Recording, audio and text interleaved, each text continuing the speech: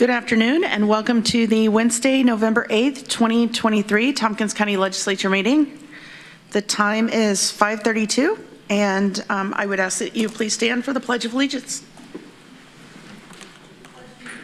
Flag of the United States of America, to the republic for which it stands, one nation, under God, indivisible, with liberty and justice for all. Thank you. If we could have a roll call of members, please. Susan Curry. Here. Deborah Dawson. Here. Rich John. Here. Dan Klein. Here. Ann Corman. Present.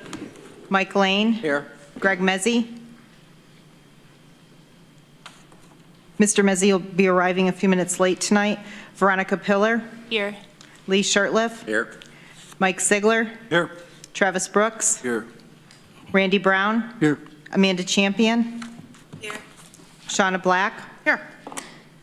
13 members present. Thank you.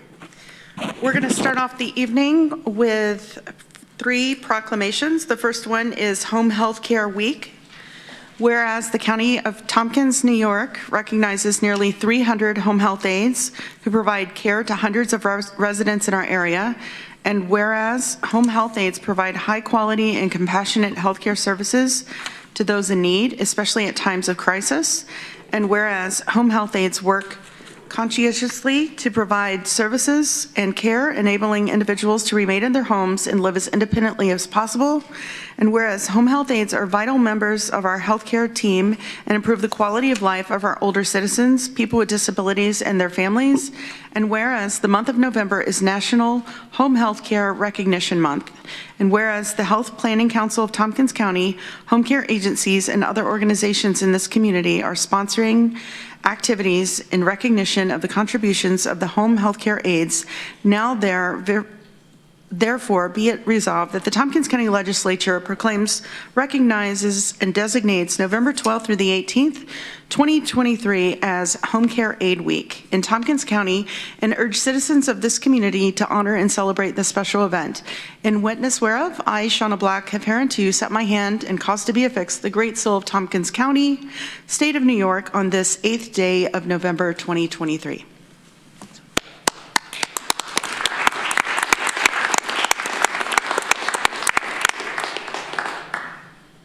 The next proclamation that we have is Runaway and Homeless Youth Awareness Month proclamation. Whereas Family and Children's Services of Ithaca's Open Door program provides social support to youth who have run away or otherwise can't go home by providing immediate food and other basic needs, including shelter through host homes, mentoring, family meetings aimed at an outcome of family reunification, advocacy at school, and life skills development. And whereas Tompkins County's Learning Web's youth outreach program focuses on the underlying factors that prevent county homelessness youth from being self-sufficient by combining experiential learning, case management, life skills training, and supported housing program to help youth gain the skills to live successful and economically self-sufficient adult lives. And whereas in Tompkins County, it is estimated that hundreds of children and youth are homeless every year because they feel unsafe in unhealthy home environments, and these youth remain unrecognized in our community because they're couch surfing and doubling up in shared living spaces that disguise their actual state of homelessness. And whereas all runaway and homeless youth faced a high risk of commercial sexual exploitation as well as other serious risks to their safety and well-being. And whereas Family and Children's Services of Ithaca, Learning Web, and many other agencies work together to provide youth with the knowledge and strategies they need to stay safe and seek out such resources when they feel there is nobody to turn to. And whereas increased community awareness is absolutely vital to help prevent situations that compel youth to run away or put themselves at risk by coordinating local resources to build a safety net of trusted organizations and community members, and to refer young people who are at risk to seek out help. And whereas November is National Runaway and Homeless Youth Awareness Month, now therefore be it resolved that the Tompkins County Legislature does hereby proclaim November 2023 as Runaway and Homeless Youth Awareness Month in Tompkins County, and call upon our community to observe this month by supporting young people who are currently homeless, have run away, or at high risk of running away, and by supporting the agencies in our community that support these youth. In witness whereof, I, Shauna Black, have hereunto set my hand and cause to be affixed the Great Seal of the County of Tompkins on this 8th day of November 2023.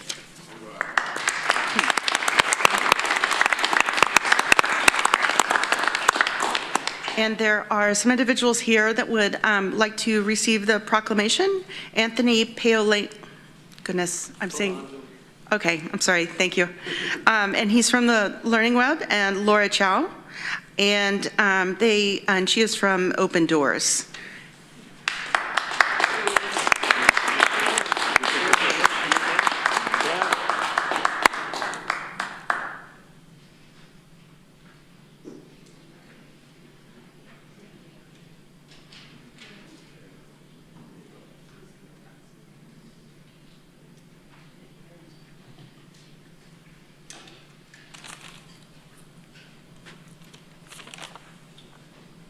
And we have one more resolution tonight, Veterans Week proclamation. Whereas residents across Tompkins County have great respect, admiration, and the utmost gratitude for all who have served selflessly their country and this community in the United States Armed Forces, and whereas the contributions and sacrifices of those who served in the armed forces have been vital in maintaining the freedoms and way of life enjoyed by our citizens, and whereas Tompkins County seeks to honor these individuals who have paid the high price of freedom by placing themselves in harm's way for the good of all, and whereas approximately 200,000 service members transition to civilian communities annually, with studies indicating that 44 through 72% of them experience high levels of stress during their transition from military to civilian life, and whereas some among the 200,000 will find their way to Tompkins County for education, work, or simply a place to call home. And whereas while active military service members transitioning from military service are at high risk for suicide during their first year after military service, entities including the American Legion, Veterans of Foreign Wars, Vietnam Veterans of America, Team Red, White, Blue, Warrior Riders Tompkins Church, and other community groups, as well as the county's Department of Veteran Services, stand ready to help ease that transition. And whereas Operation Greenlight is in effect to shine a light on the service of veterans using the color green, which symbolizes hope, renewal, and well-being, while showing support for veterans of all military conflicts, particularly those returning home in recent years, and raise awareness about the many challenges that them and their families face. And whereas in honoring the service and sacrifice of our veterans, our residents are called upon to switch at least one public-facing light bulb to green to show visible support for our veteran community during the first full week of November and beyond. Now, therefore, be it resolved that the Tompkins County Legislature proclaims, recognizes, and designates November 5th through 11th as Veterans Week in Tompkins County in celebration of our community of veterans and further in observance of Operation Greenlight. The Tompkins County Legislature encourages its residents and patriotic tradition to display a green light in a public-facing entry or window of their place of business or residence during Veterans Week, with the hopes that through this simple act of changing one light to green, we can honor those who immeasurably helped preserve our freedom. In witness whereof, I, Shauna Black, have hereunto set my hand and cause to be affixed the Great Seal of Tompkins County, State of New York, on this 8th day of November 2023.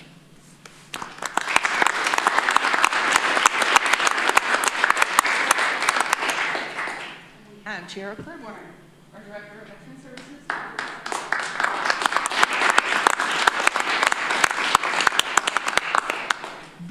Thank you, everyone, and good evening. I just want to say thank you for this issuing this proclamation. It is definitely a meaningful expression to our veterans community across Tompkins County. As I said, with Operation Greenlight, as you notice, our facilities, they've been green-lighted since I started this job, and thanks to Arel and his crew and facilities. And this year, we've got a few more municipalities spreading it around. So right now, you'll notice City Hall, as well as Ithaca Town Hall, and I think there are some other municipalities that are coming online. And as Ms. Shauna read in the proclamation, I invite everyone to get a green light green light bulb and put on your porch light or your front window, wherever it is. These are things that are outward expression of support for our veterans and our veterans community. Just a quick highlight, we have a few things happening this week. We said it's Veterans Week, so there's a lot of things happening all over the place. Tomorrow at noon at Ithaca College is their Veterans Day observation. At 12:30, there's going to be our very first Tompkins County Veterans Resources Fair, which will be up at the VA clinic. We've partnered with the clinic as well as Senator Leah Webb's office, so I'm a bit excited about this. And also on Friday, Cornell, if you go to their website, Cornell has a long list of events that are happening in commemoration. And finally, on Saturday, the 11th, so if everyone remembers 11/11/11, 11th day, 11th hour, 11th month, we will have 3 celebrations taking place across the county, starting with DeWitt Park, the city's traditional observation. At that same time also will be one at Dryden at the Village Green and at Groton in front of the American Legion. And in closing, I just want to say there's a quote that I learned last week, and I thought it was just so meaningful because it says what a lot of our veterans do. A lot of us, we do our time in service. I guess I shouldn't say do our time, but we do our time in service. We do commit our service, and we come out, and many of us continue that service in many different ways, largely to the community, our local community, county, state, and so on. So the quote is, it's from a very famous veteran whose name you'll recognize at the end. Life is not as important except in the impact that it has on others' lives.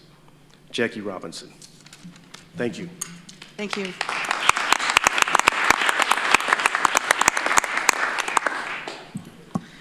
This evening, I would like to announce that we will have executive sessions for 2 topics, including litigation and property.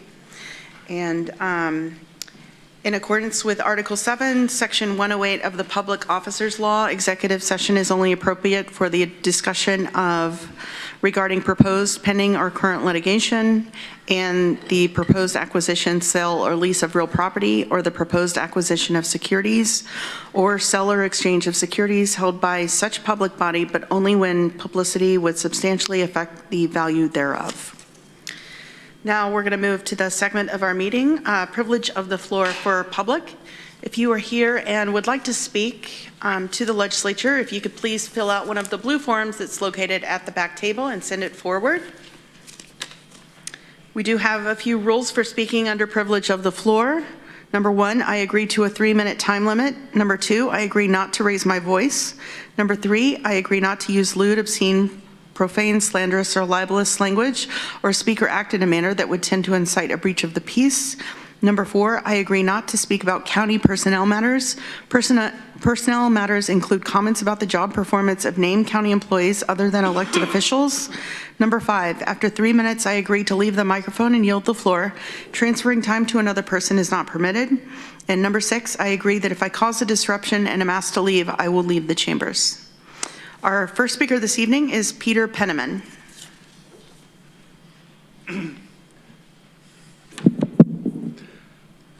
Hi, all. I'm here tonight for the salt mine resolution. I've been working with the Clean Group for about 6 months, and the thing that has really shocked me about this mine is the extreme secrecy and lack of public information, especially for a mine that is under a publicly owned lake. But first, I want to respond to something Mike Sigler said recently, and hi, Mike. He's right in front of me here. Mike said that numerous studies of this mine have been done, and that, quote, I believe the expanded environmental review is far superior to the environmental impact statement. Does that sound right?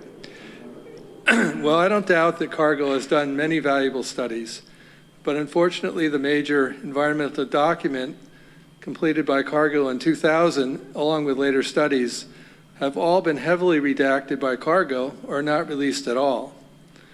Over the years, Cargill has claimed that the engineering info, production data, geologic analysis are all proprietary and protected as trade secrets. Nobody from New York State has ever pushed back enough to get public access to that information. Cargill has also rejected the authority of the New York State DEC to regulate their underground mining operations. After a while, you have to wonder, what is Cargill hiding? If the mine is safe, why don't they prove it to us? And now, why are they selling it? So what I and many others are asking for is simple: a full environmental impact statement, a public document with a public review process. Pretty standard stuff.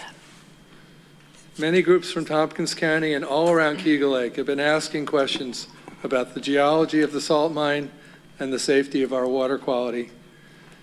They're also asking why the other salt mine in New York, the American Rock Salt Mine, is much more heavily regulated by the DEC, including producing a full EIS and many other documents.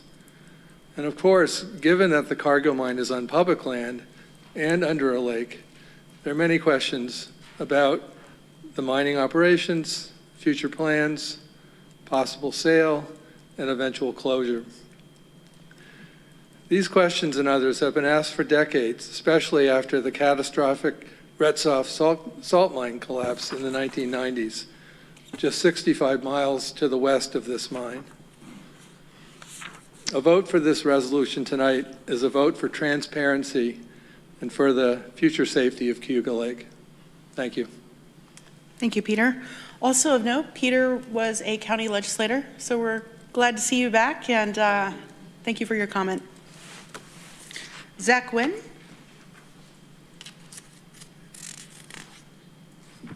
Good evening, folks. My name is Zach Wynn. I live here in the city. I request that the members of the legislature vote against accepting the Home Together Tompkins plan. The plan's, quote, housing first approach is fundamentally flawed, with those in crisis and suffering from addiction prematurely placed in housing. The result that they often die of overdoses behind closed doors in their new apartments, or lacking the life skills to exist with others responsibly, leading to their eviction and a continuation of the cycle of homelessness. As an example, I point to a recent stabbing that occurred on October 27th in the jungle. A woman was stabbed in the liver by another woman who lived in supportive housing, where she and the knife were found by law enforcement following the stabbing. I would also like to bring your attention to another fire that occurred last Sunday around 9:15 p.m. in Jungle Number 1, with the Ithaca Fire Department being called to respond. The railroad that is responsible for the majority of this property behind Agway has requested that the city address these encampments in writing months ago, and the city is still yet to act. I'd like to thank Councilperson Rich John for putting forth my question about the perception of an increase in crime to the sheriff and district attorney at the recent public safety meeting, leading to the writing of several newspaper articles and a great deal of discussion on the matter. From what I could ascertain, there are more arrests being made by fewer police officers, and reports of gunfire are on the increase. And I'm curious if any members of the legislature have noticed a change in the quality of life here in the city and town of Ithaca, where I'm personally seeing more and more odd behavior, panhandling, and people who are clearly in distress walking on the street. I yield the remainder of my time. Thank you. Thank you. Next is George Pat Jr.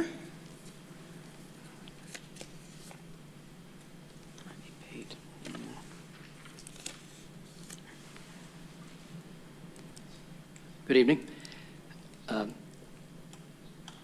About 7 decades ago, I think it was, I learned to swim in Keuga Lake. And since then, I've fished its waters and boated on it, lived on the west shore of the lake for 40-some years. So to say I value the lake is an understatement for me. And I'm coming in this evening in support of the resolution you have before you on Cargill. I'm also, by the way, a retired lawyer, and as part of my participation in CLEAN, the Keuga Lake Environmental Action Now group, I was curious in starting on this interest, and a few things became apparent to me as I looked into some of the background. There's an entity called the Office of General Services of the State of New York. That entity controls granting permission to public lands such as Cargill has under Keuga Lake. New York State owns that land and has granted permission in what's called, I think, a consent order, where they grant permission to Cargill to go under the lake And that agreement is really between Cargill and this OGS entity.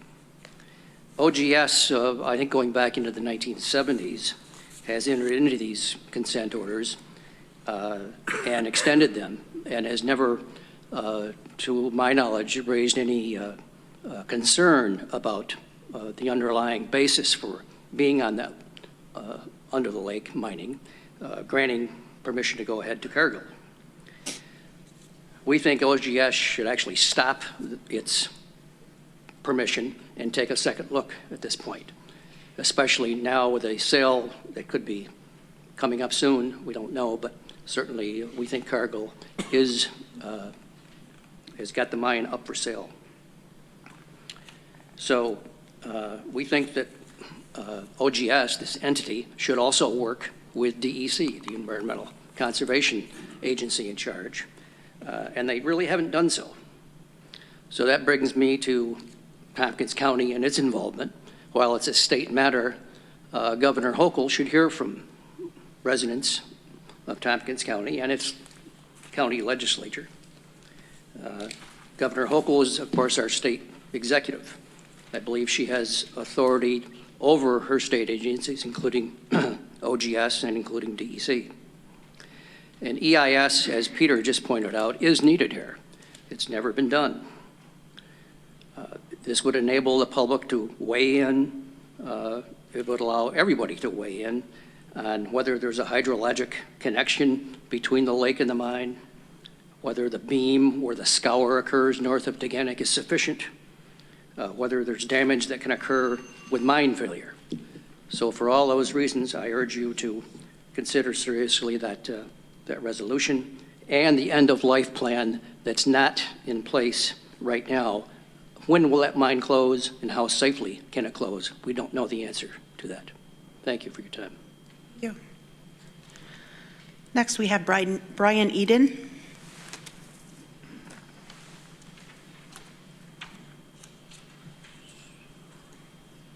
Good evening. So I won't repeat the extensive submission that I made before. What I would like to do is to take a completely different perspective on the issue. And it may take a minute or so to make it evident what I'm getting at here. But James Hansen in 1981 in Science magazine laid out the whole concept of climate change, global warming, and CO2. And 35 years later, as a member of the EMC, I went to many municipal meetings and would speak when there was a germane topic, and at the planning boards also. And no, I would say, well, listen, here's my contact information. Please call me, let's talk. Never had anybody contact me. So the delaying mitigation for climate change has had huge costs. Like climate storm damage costs are up 20-fold over 2000. So on a similar vein, since World War II, we've developed 80,000 synthetic chemicals. Few have been tested for impacts on public health or the environment. The bill is coming due. PFAS is everywhere and highly toxic. Very cheap to produce, very expensive to clean up. In 1996, Theo Coburn wrote the book about our stolen future, about endocrine disruption chemicals, talking about the impact of chemicals on hormones, digestion, reproduction, respiration, immune system. Microplastics are being inhaled and ingested at high levels, and they're in the bloodstream. There are declining fertility rates and lower sperm counts. We're leaving a huge legacy of contamination for future generations. It will crush them both in terms of cost, health, and the environment. The good news is we have before us a problem that we don't have to kick down the road for future generations. We can begin a mitigation process tonight. We can restore our ability to reach constructive outcomes through a public democratic process. If you read my comment, you will learn how the community was abused, foreclosed from participation in a meaningful process. We've introduced new New York State legislation to give the DEC a backbone. County legislatures have many topics that come before them and which they need to some subject matter background. So I really appreciate the folks that talk to me and work through some of the issues with me, ask questions. So And it's a complex and detailed problem, and it's not easy, and that's why after 8 years working with this from the EMC, I'm finally glad that we're turning the corner here, and I appreciated the legislators who sought to engage me. I believe we're making progress. Thank you for your support. Thank you, Brian. Anyone else here to speak on privilege of the floor? Okay.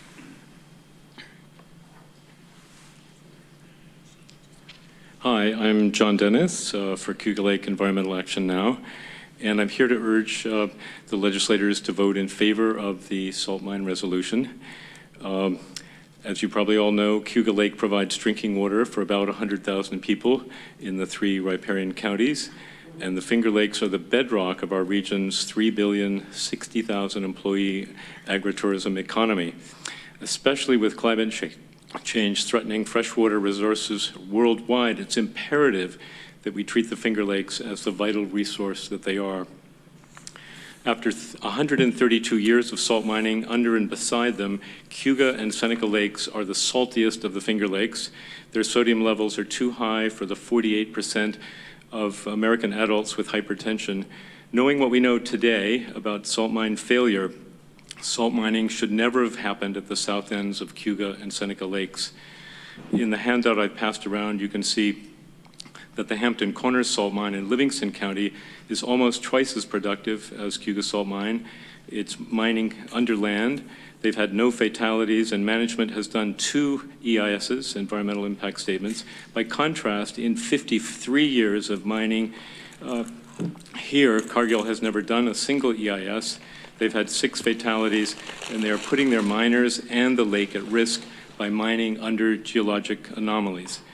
Having just closed the door and flooded their Avery Island salt mine following a mine collapse and 2 fatalities, Cargill now wants to sell the Cougar salt mine in secret and with no public oversight. We don't know why.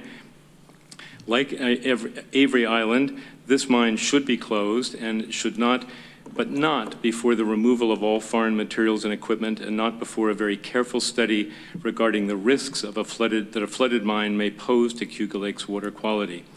As long as the salt mine is still operating, the mine cavity under the lake, currently estimated to be 10 to 15 billion gallons in volume, continues to grow in size, meaning a greater and greater amount of saturated brine that could eventually vent into the lake following the flooding of the mine.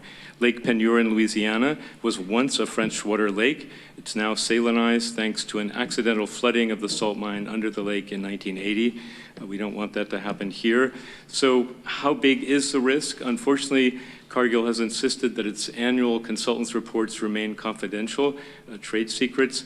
We've hired John K. Warren, probably the best-known evaporate geologist in the world, and he's concluded after looking at public domain seismic data that Cargill should not be mining under the continuous scour anomaly that runs south from Cougar Power to almost until Taganic Park. A repurposing of Portland Point and Cargill's 5,000 feet of frontage will increase property tax revenues and create many new jobs and more sustainable jobs. Nearly 2,000 people have signed our petition for an EIS and asking that there be a $10 billion environmental bond. So please pass the resolution. Thanks very much. And thank you all, no matter how you vote, for doing the work that you do. It's an incredible amount of work you put in. I have huge respect for that. Thank you. Thank you. We do have one person that is joining us via Zoom, Joseph Kreitinger.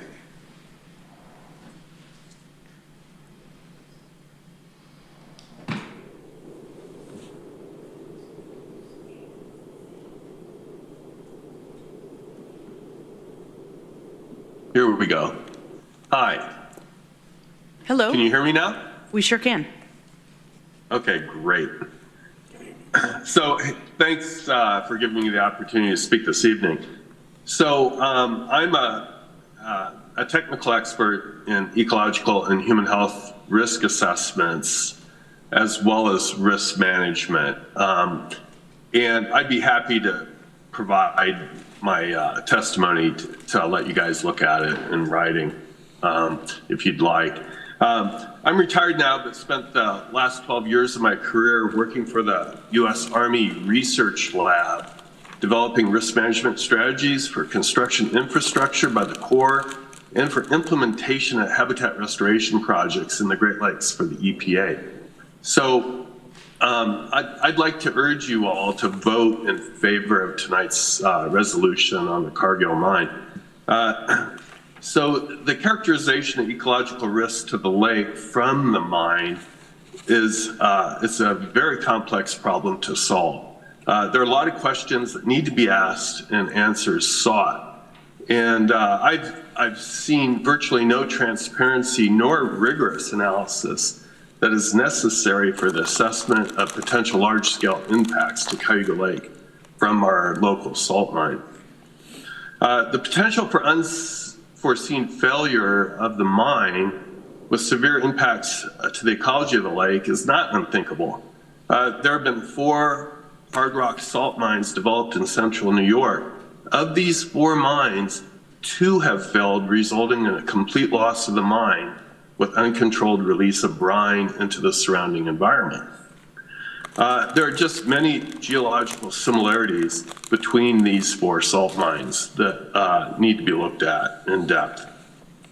In order to cut through the complexity of a risk analysis, I think it's very instructive to understand that the Cargill salt mine, like all salt mines in central New York, will ultimately fill with water. The mine shafts will collapse with structural weakening of the overlying rock.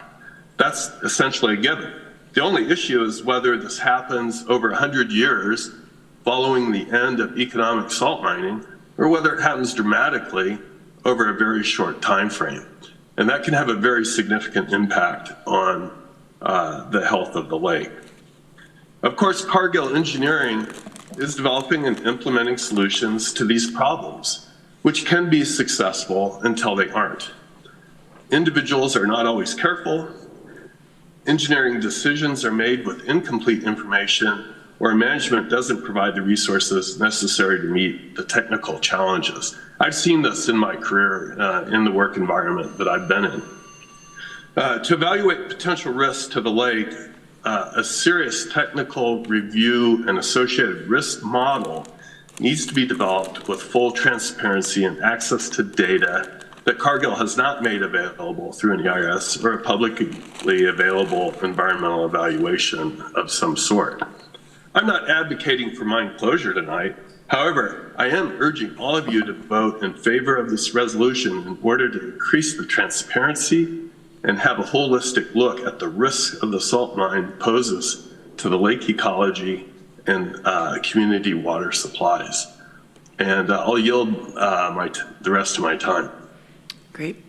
Thank you very much. And that ends the privilege of the floor segment of our meeting this evening. I want to thank everyone for coming out and talking to us about this important topic. Next, we will have time for our municipal officials, and I see that George McGonigal is here from the City of Ithaca. Welcome, George.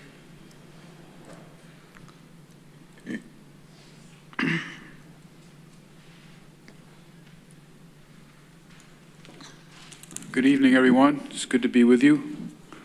I don't have a lot this time. At our last meeting on Common Council, we passed the city's budget for 2024. It's significantly higher than 2023, about $10 million. We're up to $101 million for the 2024 budget. We included $150,000 of additional funding for preparing the sanctioned encampment area in the green zone. And moving on, we have 2 finalists being considered for IPD, Chief of Police. They've both met with Common Council and with the community at GIAC. We have 2 finalists for City Manager, the new position that will start in 2024. Both are currently meeting with council and city staff. there are other important department heads that are retiring this year, and we have 4 finalists for the position of Youth Bureau Director. They'll be interviewed next week. And other department head searches that are ongoing include Director of Human Resources and Controller. There's going to be a lot of new people in City Hall. Additionally, we've begun the process of collecting bids for the new East Hill Fire Station, which is a major project for the city. That's all I got. Okay, any comments or questions for George? Mike Sigler? Hey, George. I just have 2 questions because you're not going to get to do this much longer. So you have 2 finalists for city manager. How many applications did you start with? I don't know the answer to that. Okay. I know one finalist dropped out because they found something closer to where they live now. Gotcha. The tax increase that's going in, is it at about $500 per median household? That's what I thought I read. I don't know the answer to that either. Okay. Last question. You're looking for a comptroller and HR. I was wondering if you wouldn't consider maybe, instead of hiring those positions, if maybe you wouldn't contract those out to the county, whereas the county would do those functions for the city, and then you would pay the county to do those functions. Just an idea. I don't see how the controller could be replaced, personally. Just for confirmation, that's Mike Sigler's idea. I think that I heard of it. As our staff is having a stroke over here.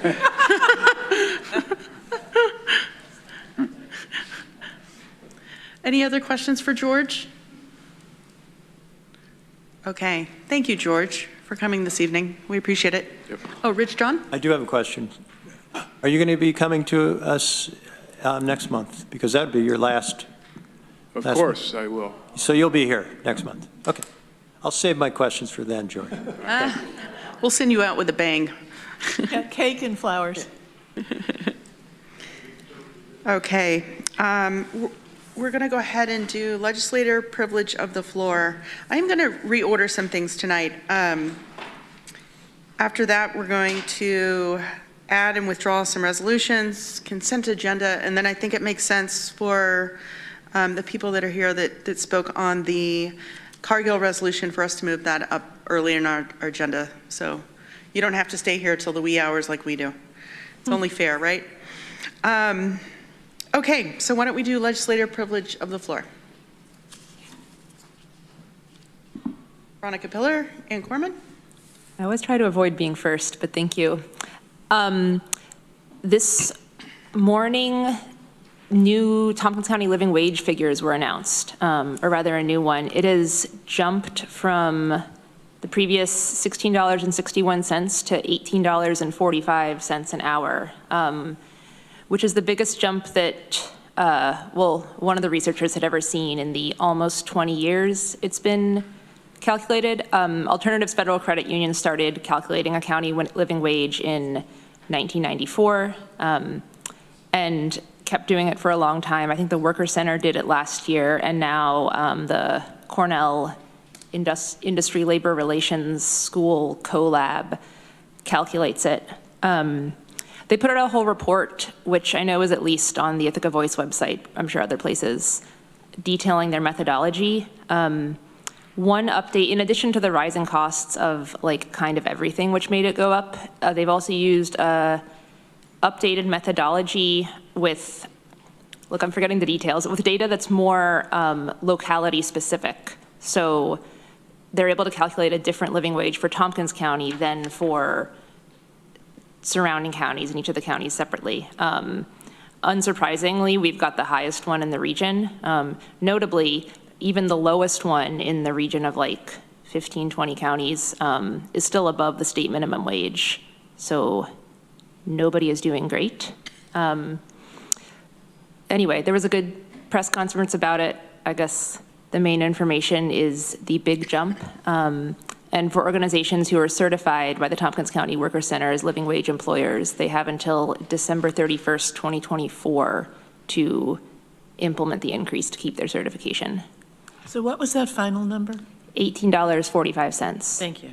Oh, and sorry, I meant to say the updated, more local methodology, if that had been applied to last year's living wage, it would have been a little higher at 1684, 80 something instead of 1661. So the increase is a little bit methodology change and a lot bit things are getting expensive. Thank you. Next, Ann Corman. Thank you, Madam Chair. I have just some thank yous to say to our Board of Elections, to everyone who, to our election workers, to everyone who voted yesterday, everyone who ran for office, and thank you to our communications director and others who helped do the contest to get a new I voted sticker.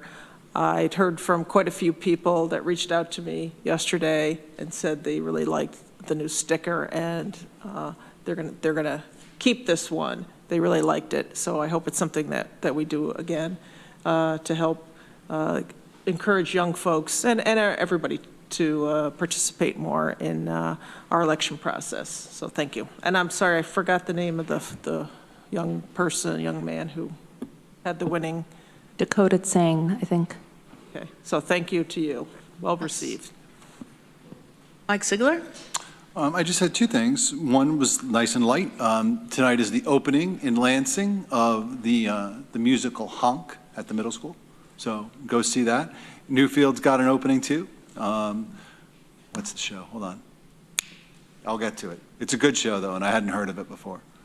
So I'll get to it. And then Dryden also has Matilda going. So there's a lot of middle school shows going on right now. So go out and see them because they're very exciting. My other thing I wanted to talk about was, Nemo. That was the show. My other thing I wanted to talk about was something on Election Day happened, and I wanted you folks to know about it because it was related to me, that someone called the AG's office, the state AG, reported that someone out in Brooktondale had a gun. That proved to not be the case. The AG, for some reason, called the Board of Elections and not the police. I find that to be rather strange, but that is what happened. You'll get a full report from Steve, I think, on this. I wanted to tell the person that did that, incredibly dangerous. They do know who you are. I don't know what will happen with you, but that's swatting, and people actually die when you do that. So don't do that. And that's about it. So thank you very much. Thank you. Mike Lane. A few things, if I could. Wanted to mention that we lost a longtime resident recently at age 95, and his name was James John. He was a professor at Cornell University, raised his family here in Ithaca, was a professor of medieval studies and paleography, translating ancient texts, for example. I didn't happen to know Mr. John, but I know one of his children, and he sits next to me here. And Rich, I wanted to pass on our condolences to the loss of your dad. Thank you so much, Mike. I wanted to mention also that I attended the Togo Awards on Saturday morning, which was nice to have. Cornell University does that every year, and they recognize at least 3 activities where Cornell students and organizations in Tompkins County come together and do community service. They did that. They also recognized many people who were no longer going to be serving in municipal governments or in not-for-profit positions that are important. This was the first time they were able to do it again in person after 3 years. President Pollock spoke, of course, and it's nice to see Cornell doing that. Cornell's had a difficult time here the last 2-3 weeks. We know that, with issues having to do with the Israeli-Hamas war, criminal activities, possibly on campus, issues of anti-Semitism and probably Islamophobia. Cornell, famous for its chalk art, having to have students walk over nasty chalk messages over this. Cornell has been dedicated and has continually said it continues to want to make sure that free speech is respected on the Cornell campus. And I think that's something we ought to be proud of that university for trying to foster. The last thing I want to say is last night I watched a rerun of our last meeting. In particular, I wanted to listen again to the folks that came and spoke to us on Privilege of the Floor regarding the Israeli-Hamas war. I was even more impressed by listening to them and listening to how well they spoke and listened to each other. I do have to say, I just couldn't agree with the comments that talked about Israel's response being a genocide. And for the folks who think that it's a genocide, I really think they ought to look into what a real genocide is.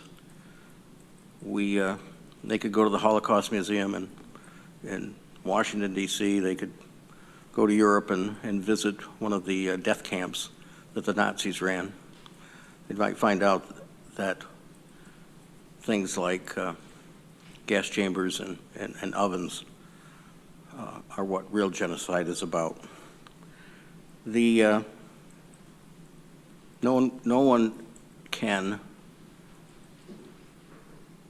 one can be pleased or happy or anything but horrified by the deaths of those who started this and the deaths of those that are going ahead with this in this war, the innocent people, and there are a lot of innocent people. But the one thing I noticed again listening to the folks last night, no one spoke about the other Arab countries or Iran. And for 75 years, the other Arab countries have allowed Gaza and the Palestinians to be a pawn. They've never, ever wanted to assimilate that group. And they have financed and provide weapons for the activities, the terrorist activities that we can see. And gosh, those of us remember go all the way back to when the athletes were kidnapped and killed at the Olympics in Germany. So there's a lot of things there that we have to think about. And I just hope that some of the folks that spoke on both sides spend some time looking at history and looking at the real definitions of some of those things that they've been talking about. And I'll leave it at that. Thank you, Mike. Greg Mezzi. Well, on a lighter topic, just wanted to apologize for being tardy. As everybody knows, public comment is my favorite part of the meeting, but I had a dog unexpectedly at the vet, so appreciate everybody's patience with me this evening, so thank you. Thank you, Greg. Any other legislator for legislator privilege of the floor? Rich John? I just wanted to mention the Cortica Jug is this weekend. A fine tradition. Go Ithaca. I just hope we have a good, safe weekend and a real fun one. Thank you. Any other comments? Okay. I have a very quick chair's report, and I just want to thank the 11 legislators that came to our strategic planning workshop last Thursday. It was very well done by our consultant, Barry Dunn. We had staff there, and I think it was really powerful for all of us to hear the feedback that was part of our community forums. I want to thank everyone that came out and was part of the community forums in many of our districts. And to see the words on the walls as far as what the priorities for this county should be, it gave us a really great idea of where we should head with our mission statement and our values. So thank you to my colleagues who dug in deep and worked hard. Sometimes the conversations were not easy to have, but I think we landed at a really good spot. Next, we are going to move on to reports by our County Administrator, Lisa Holmes. Shauna. I was also going to offer my thanks about the strategic planning session. We look forward at the beginning of December to taking the ideas generated and engaging with department heads for further development of the objectives for the strategic priorities identified and bringing it back to the legislature, the public. So it'll be an iterative process, and we're looking forward to that. Also, the beginning of December, just for your awareness, our ITS department is sponsoring an all-day cybersecurity workshop for county departmental leaders in partnership with New York State. I think it's just important that we're all aware that we're working hard to protect the county against such an attack, as they are with greater frequency and sophistication targeting local governments. And lastly, today, together with Deputy County Administrator Bridget Nugent, participated in the community stakeholder interviews with the city manager candidates, one today, and there will be one next week as well. So happy to be participating in that process. Mike Sigler? Hi, Lisa. I'm just wondering, since obviously you're not going to have this number, but the 1845 number, that I didn't know if that was going to impact us, and if you'll have that number like next time we see you. Yeah, I expect to. Wrote it down, and I expect we'll be crunching between now and the next time, probably the Budget and Capital and Personnel Committee meeting. Oh, yippee. Any questions or comments for Lisa Holmes? Okay, thank you. Or Veronica, did you have a question? Okay. Next, we have Holly Mosier, who's joining us via Zoom, our acting county attorney. Welcome, Holly. Good evening, everyone. I have no updates at this time. Great. Any questions or comments for Holly? Okay, thank you. Next, our Director of Finance, Lori Scarrett. Thank you, Madam Chair. I have a few updates. The first one being the foreclosure process. We started in beginning of October with 68 parcels. As of today, we're down to 57. So hopefully that trend will continue to see the numbers go down. We've been finishing up the airport audit, and I'd like to give a shout out to Drew, who's been working really hard with auditors on that airport audit. We've been working on updating the quarterly reports for you on the casino revenue and sales tax and the cash investment statuses. So those will be coming to you soon.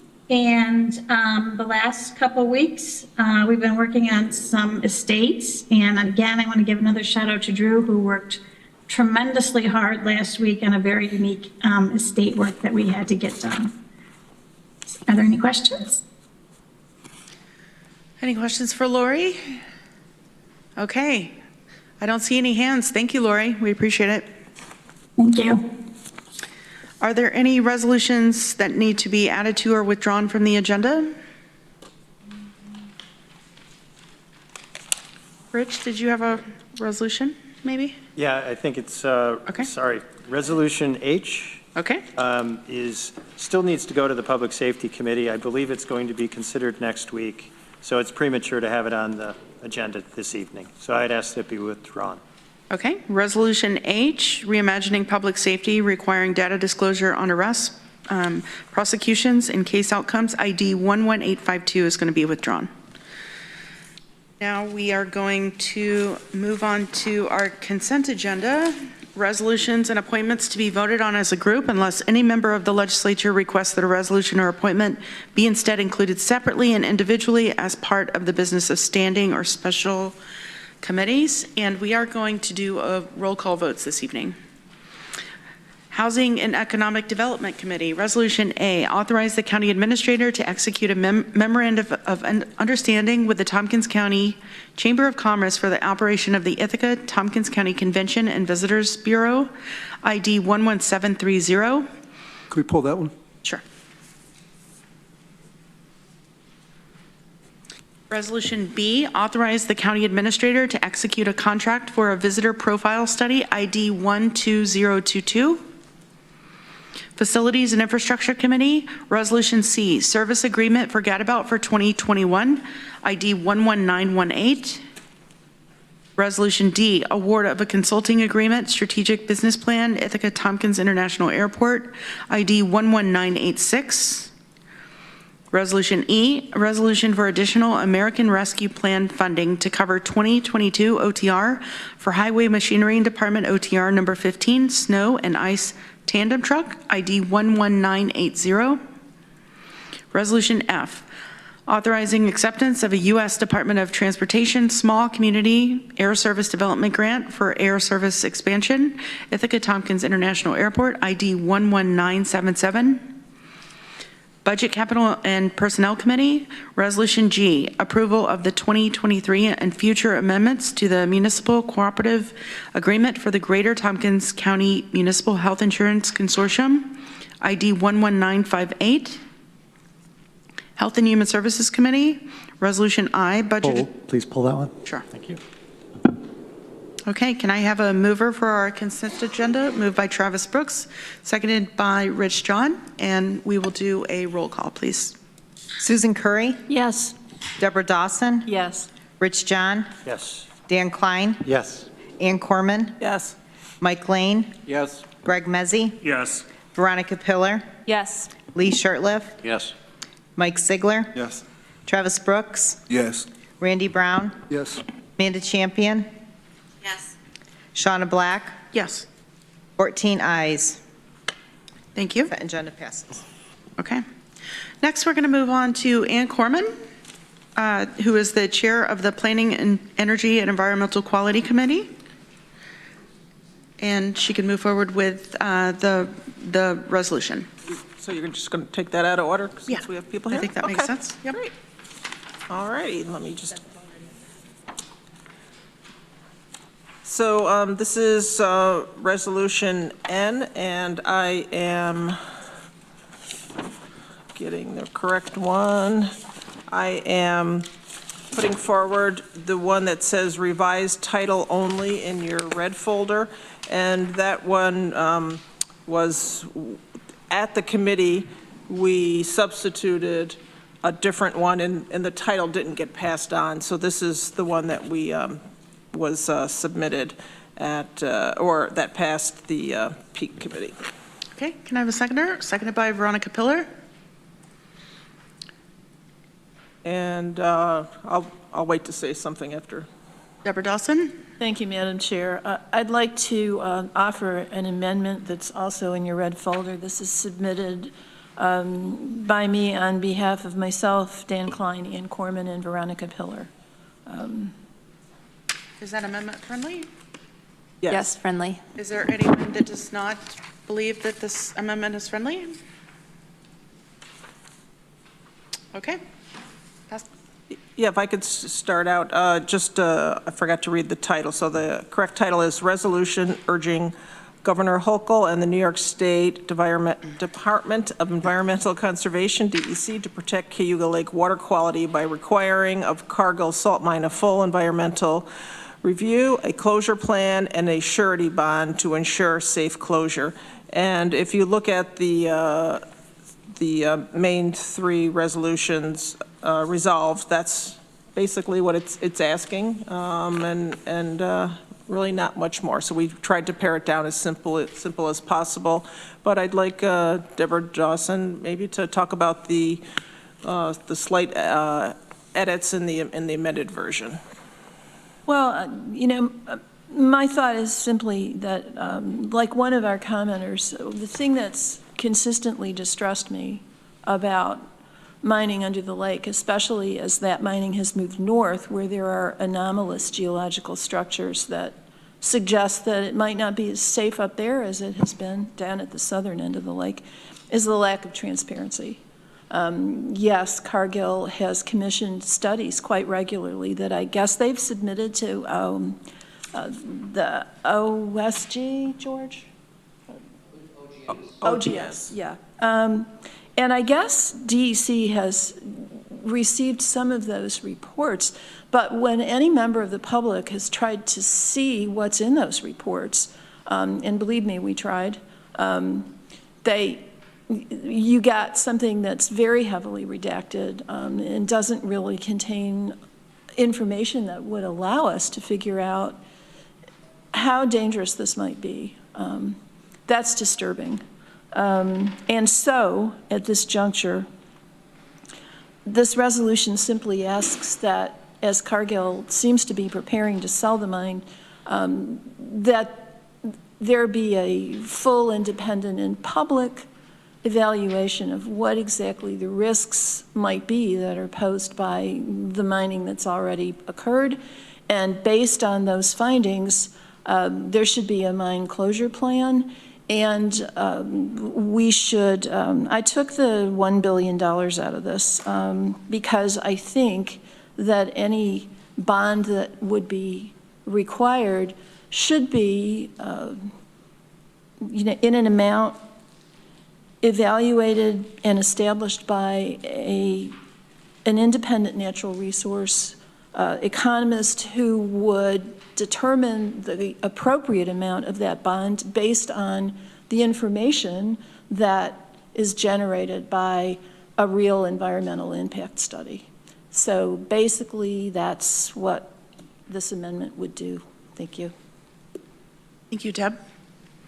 Any other comments tonight? Mike Sigler? So I'm probably the only one speaking on the other side of this, so I'll take a little time.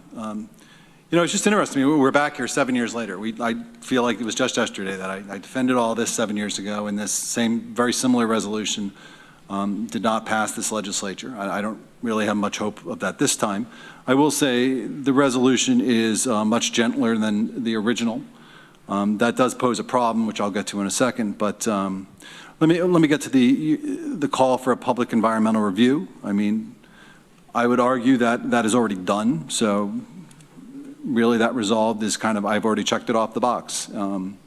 Some people would say that an EIS, an environmental impact statement, is better than what's going on right now. I would argue that's not true. The ARS Hampton Corner salt mine, which is compared a lot to Cargill, that was a brand new salt mine, the first salt mine in this country in I think 40 years. It was cutting into virgin soil, and that is why they did that kind of study. The Cargill mine, on the other hand, had been mined for 50 years before and has been mined for 50 years since. They had a lot more data on the actual mine than DEC was actually. They had a lot of data.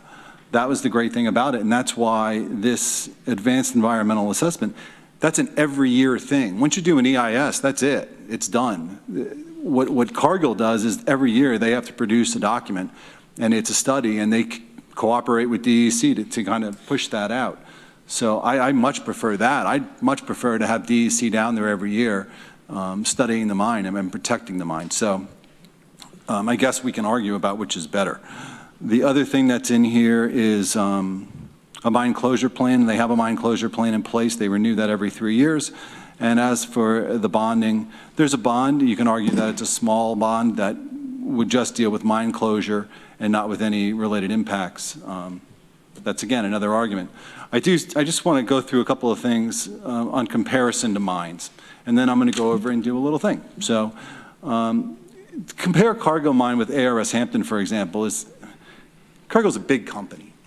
I mean, it's the biggest private company in the world. I don't think you can really compare $177 billion to a company that just literally produces salt. I mean, why don't you compare it division to division? And if it's producing about half the salt that ARS is producing, it's probably bringing in about half the revenue. It's also been in business for half a century. So, yeah, I don't know when these 6 deaths, for example, were, but certainly not terribly recent, except for the one which wasn't even underground, which happened in 2011, which a lot of people do know about. The one thing I will talk about a little bit right here quickly is Pillar Technology. They say they do not have the number. Cargill gave me the number. It's about 50-50, and I'm going to go over here right now, and I'm going to talk about that. So the problem I think we have right now is, even though this is a much softened resolution from where we started, a lot of people are thinking this is for a mine closure. And I don't blame them, because literally the title in the agenda is for mine closure. And this group has also teamed with Clean, which is very clear on what it wants to do, and that's mine closure. It says that on the website. It's hired a PR firm out of New York City to push that idea of a mine closure. That is its goal. It is a stated goal, and that is the teaming that's been happening here. And the other thing is, I have 2 state reps now who are also on this conference call with Clean, and we're already talking about things like job retraining for 350 workers that are attached to the mine, and we're talking about a payment to Lansing, like they did with the power plant, $160 million power plant yearly that I think we got under $100,000 for at the town. And frankly, that mine brings in about, just for the school, is about $400,000 a year. So that's $170 million of economic activity in the county, 350 jobs. So now I'm going to take you over here.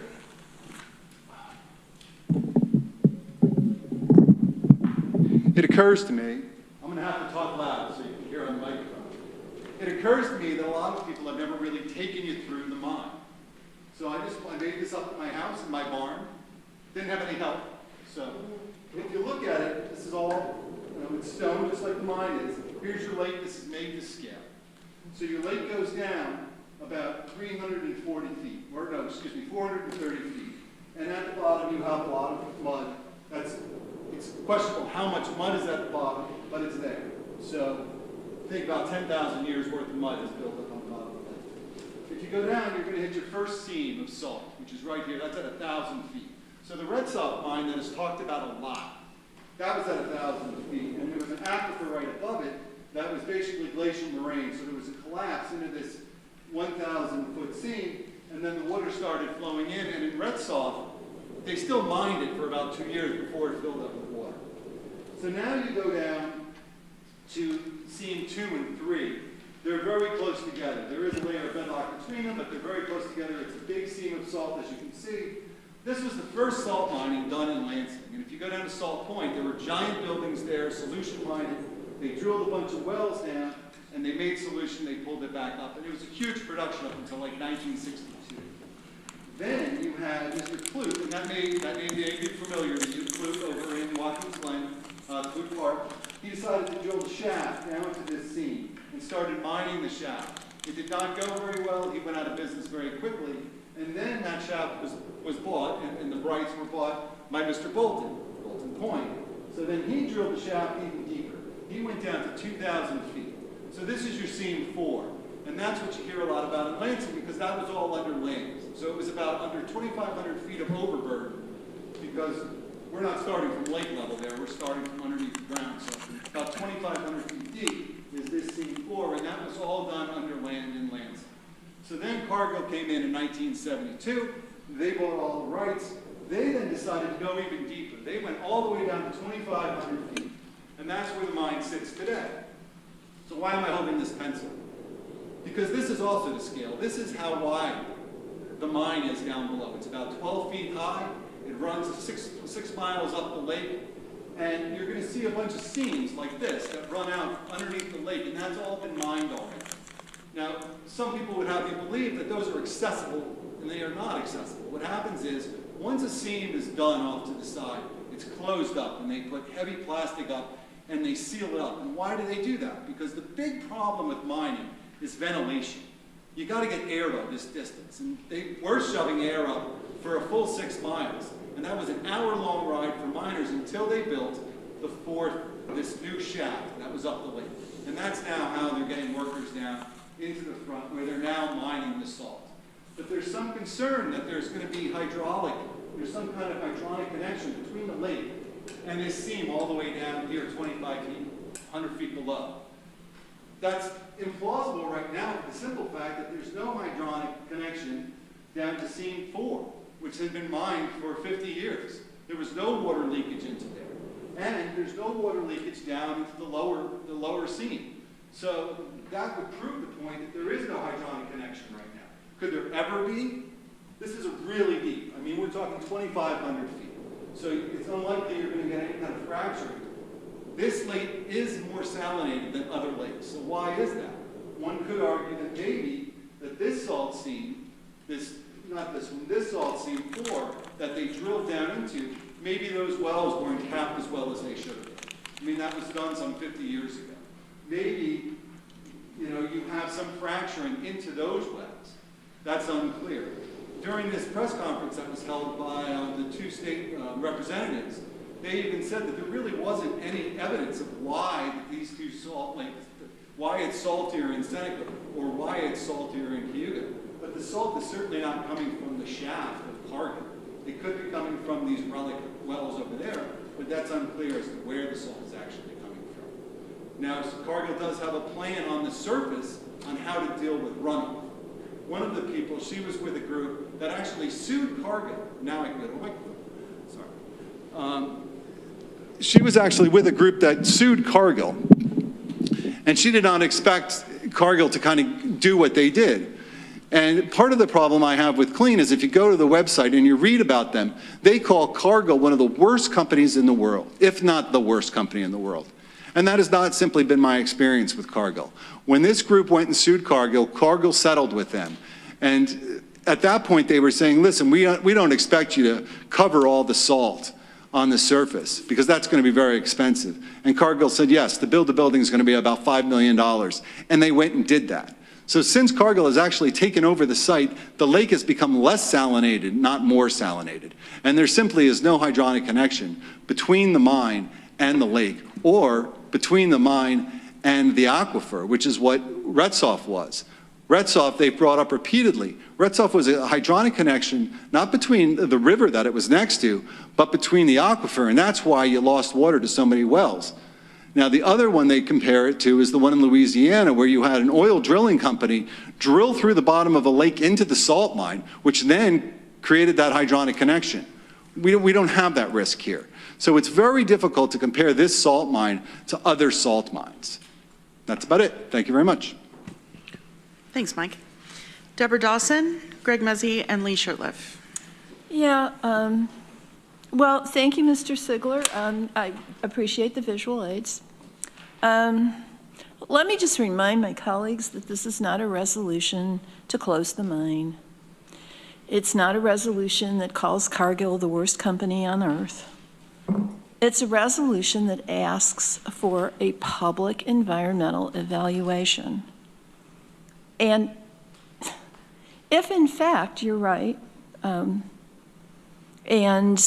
there's no danger to the lake from the existence of what's been mined already, if in fact the salinity in the lake is coming from somewhere else, then a full, independent, and publicly aired environmental impact evaluation will tell us that. So I don't understand what the resistance is to getting the facts so that the public can see them, to getting the facts so that DEC, which is the state agency that's supposed to evaluate these things, can actually determine what, if any, environmental dangers there are.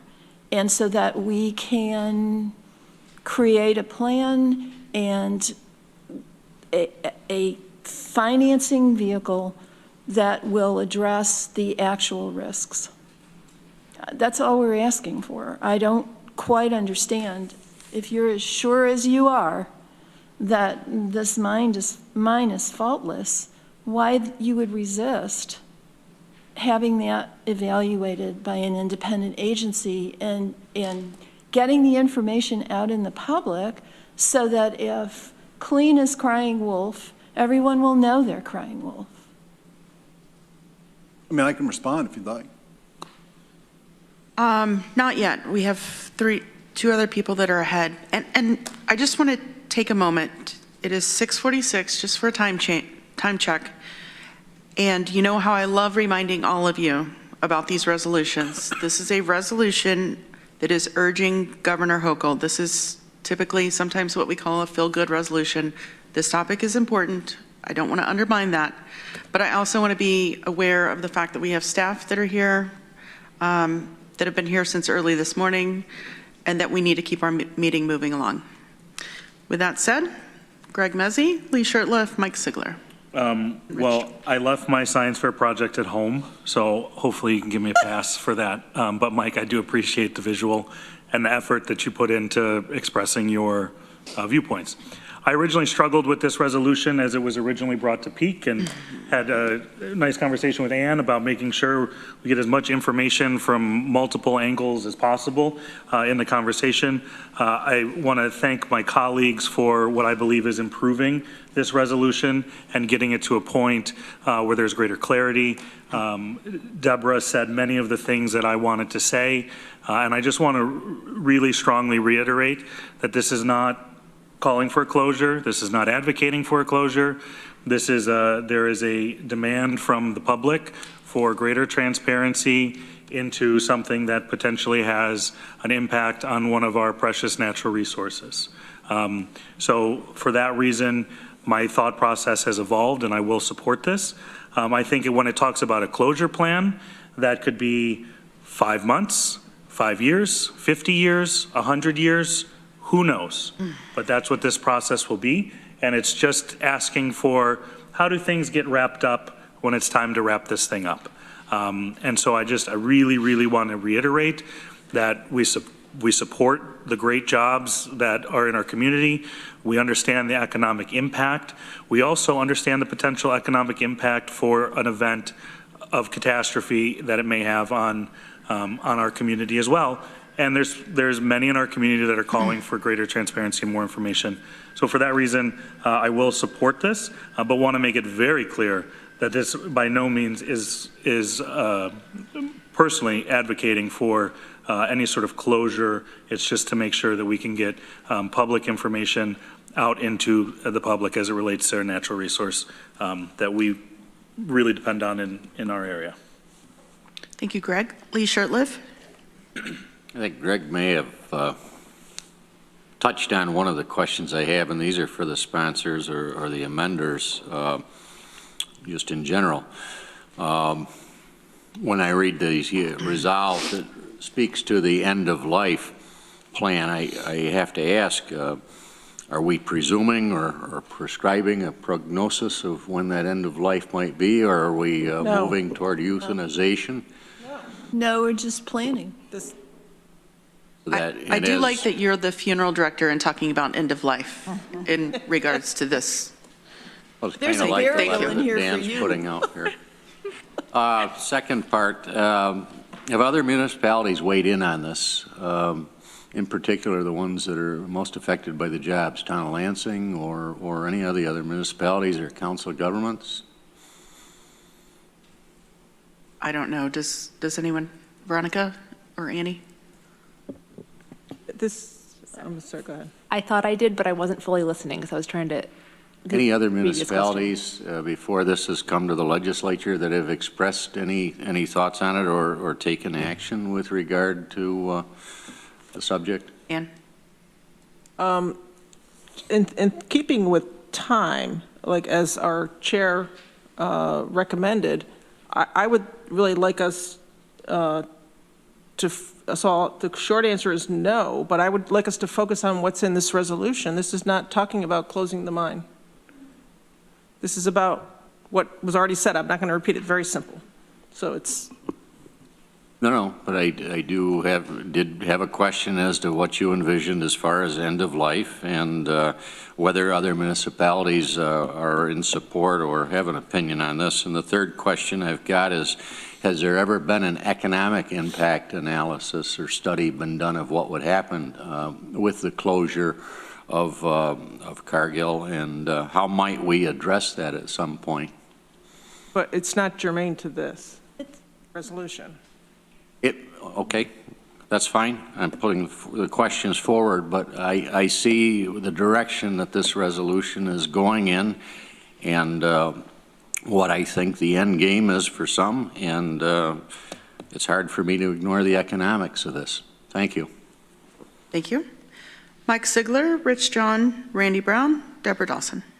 Well, and to dovetail off of what Lee just said, I think a lot of people see kind of where this is going. To answer some of Deb's things, it's because it's already been done. We're acting as if, so I had a colleague say in an email that this one scientist was an apologist for Cargill. And I thought that was an interesting turn of phrase, because I don't really see what Cargill has to apologize for.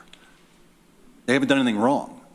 They've literally gone, they've gotten a permit from DEC, they've reapplied and gotten a permit.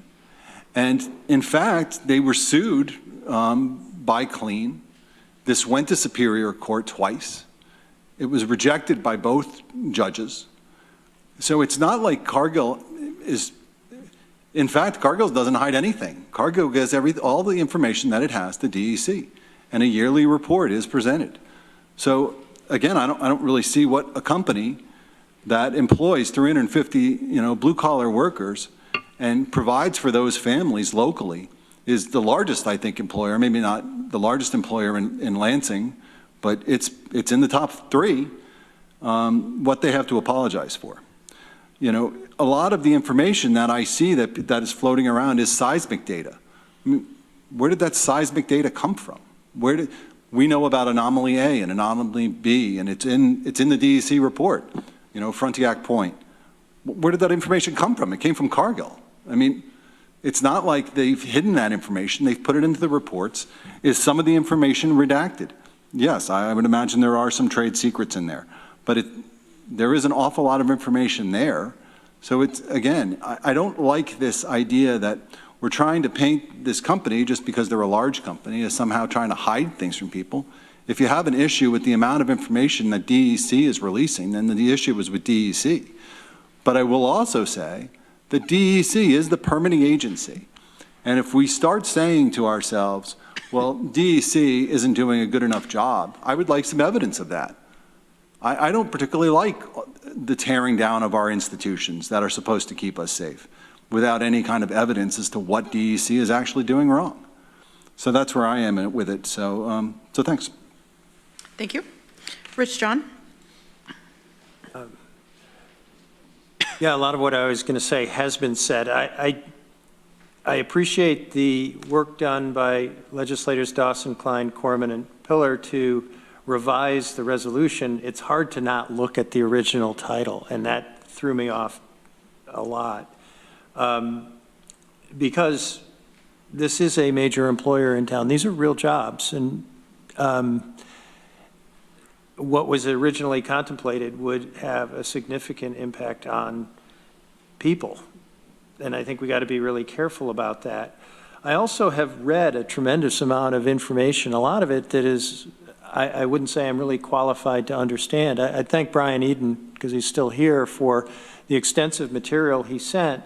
And I learned a lot, but I still don't think I'm qualified to make this decision, certainly not at the level of the people that are speaking to this issue. So I feel a little uncomfortable trying to weigh in, and I feel more uncomfortable making recommendations on where we should go. I do agree completely that New York State has not been as forthcoming as they should be. I would feel very comfortable with the resolution asking them to provide more information. And if they don't, I think that the resolution that's before us now would be appropriate. But I'm not prepared to support it today. And so I guess that's all I have at this point. Thank you, Rich. Randy Brown. Yes, thank you. I didn't support this resolution in the peak committee. And Deborah, thanks for taking some of those issues I had out. I think stating a dollar amount is something that we can't do or shouldn't do.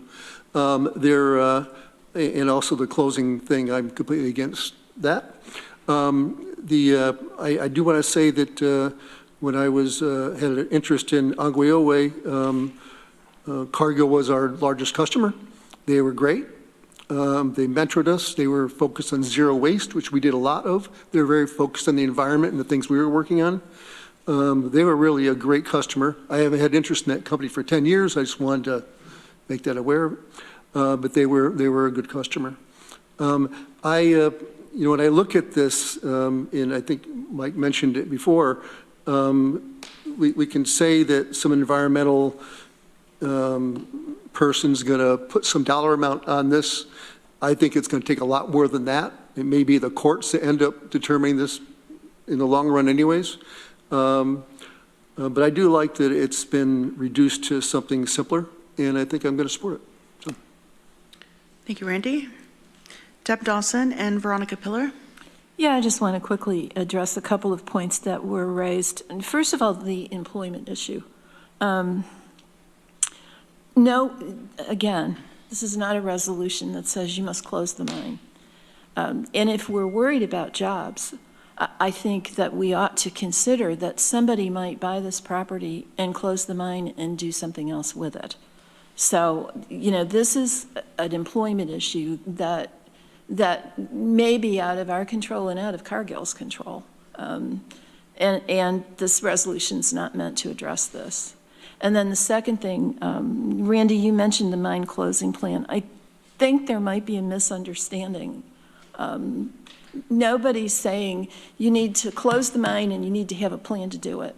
The mine closing plan is simply planning for a possible outcome that we are not in control of, and we're not dictating. We're just saying if Cargill decided at some point to close the mine, if they sell it to someone who decides to close the mine, there needs to be a plan in place that will provide as many safeguards against, contamination, mine collapse, water seepage, as we could possibly put in place, knowing what we know now.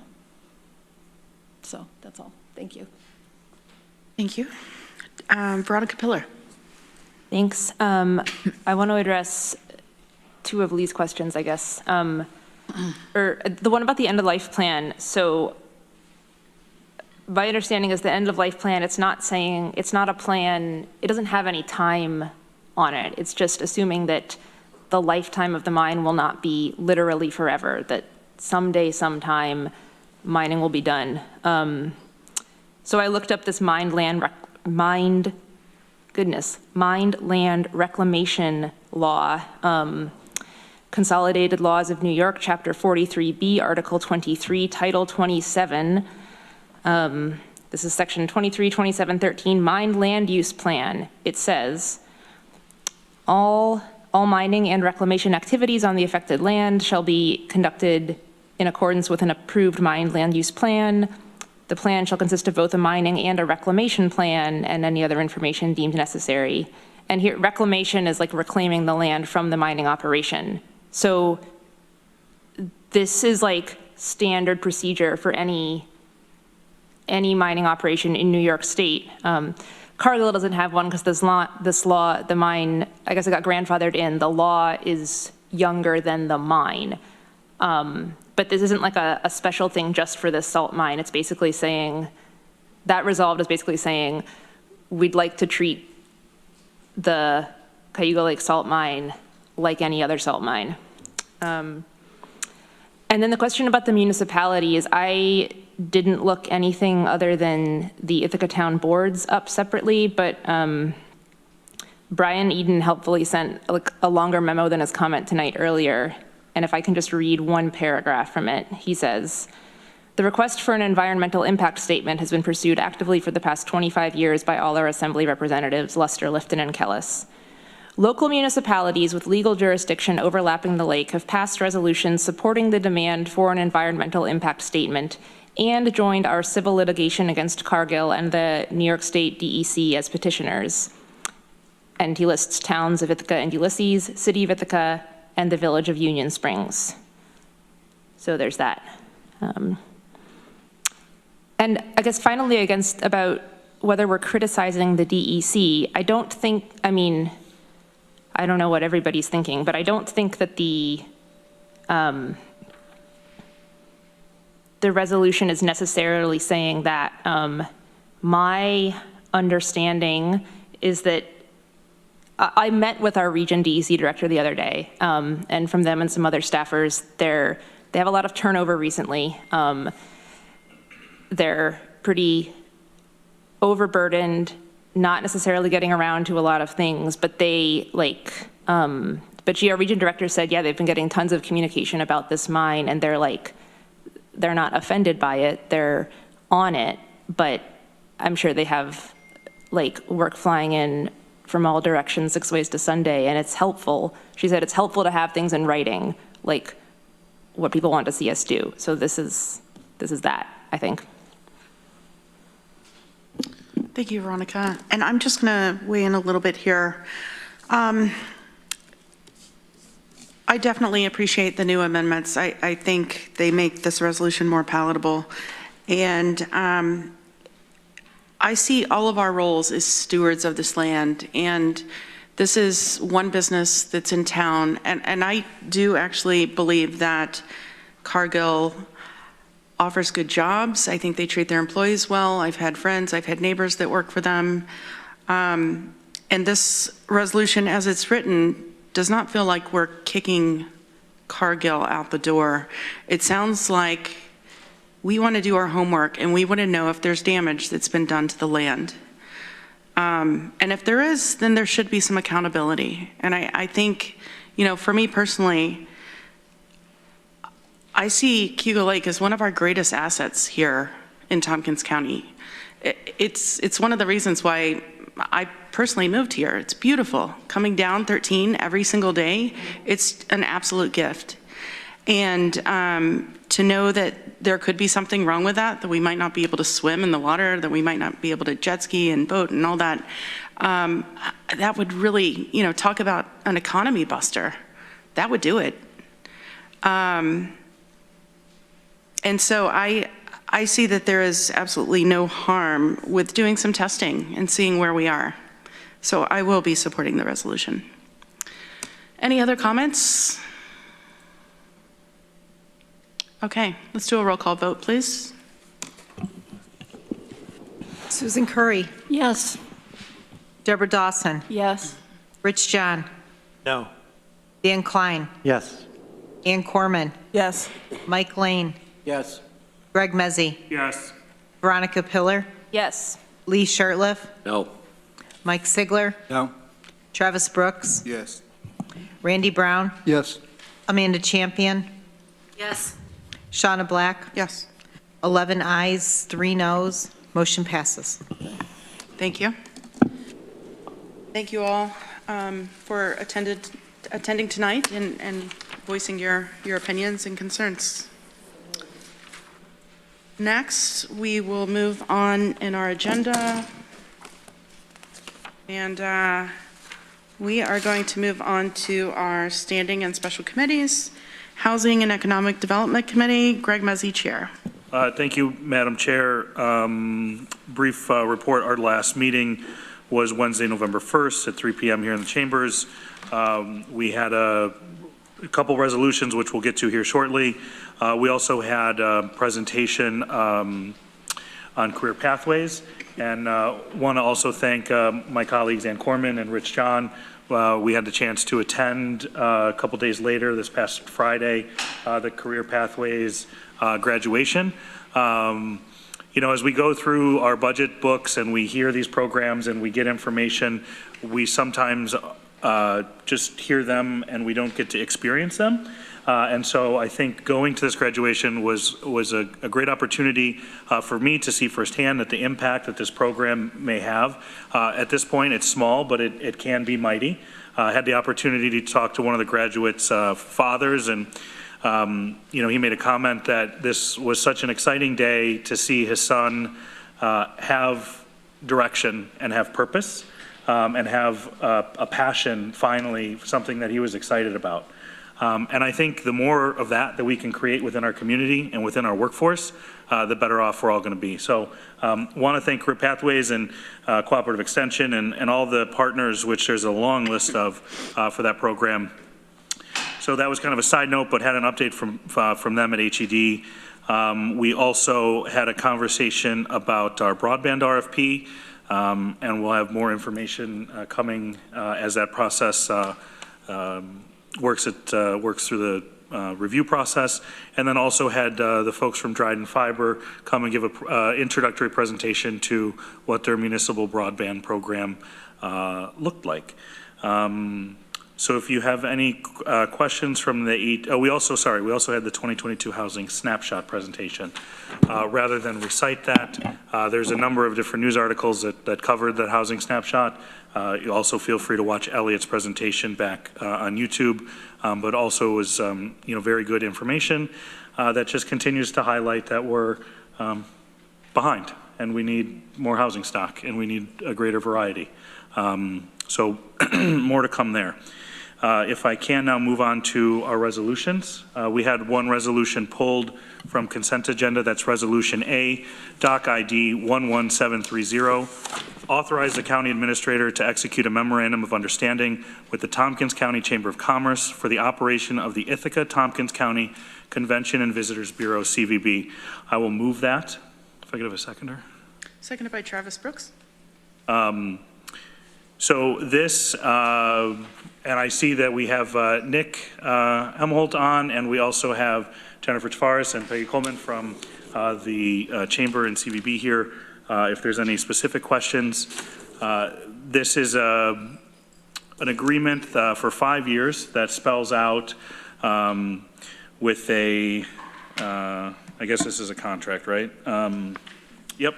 Contractually spells out the agreement that we have with the CVB and the funding amounts, which historically were recommended by the Budget Committee to STPB, then gone through the STPB process onto whatever oversight committee it was, then on to the full legislature.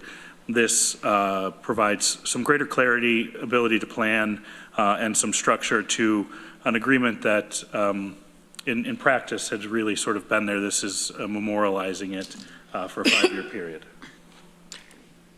So I don't know if Randy was the one that pulled it, so if he has any questions, happy to answer those directly. You moved it, Greg, and seconded by Travis Brooks. And Randy, question or comment? Yeah, I wanted to pull it because I did read through it and read through the contract, and I assumed you guys took care of all the important things there, but I also saw we had visitors, so I wanted them to get a chance to speak if they did. But it's a lot of money. I realize all the money comes from hotel tax. And I'd kind of like to hear the highlights of what we're getting for that money. But also I had a question, and maybe it's in the contract, I didn't see that, but is there something in there that says if there's a big reduction in revenue that you can adjust the budget?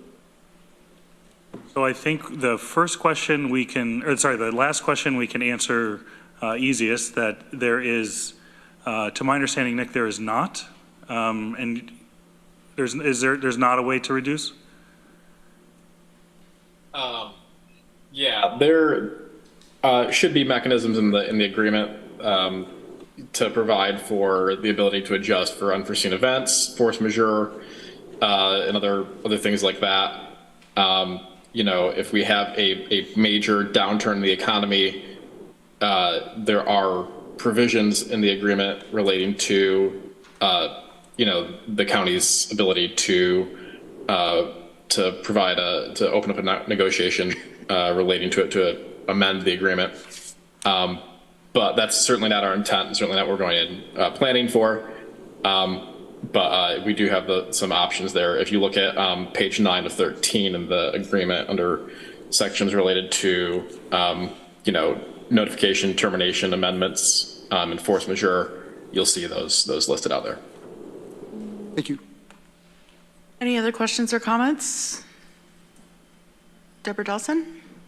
Yeah, I guess I had a similar concern to Randy's.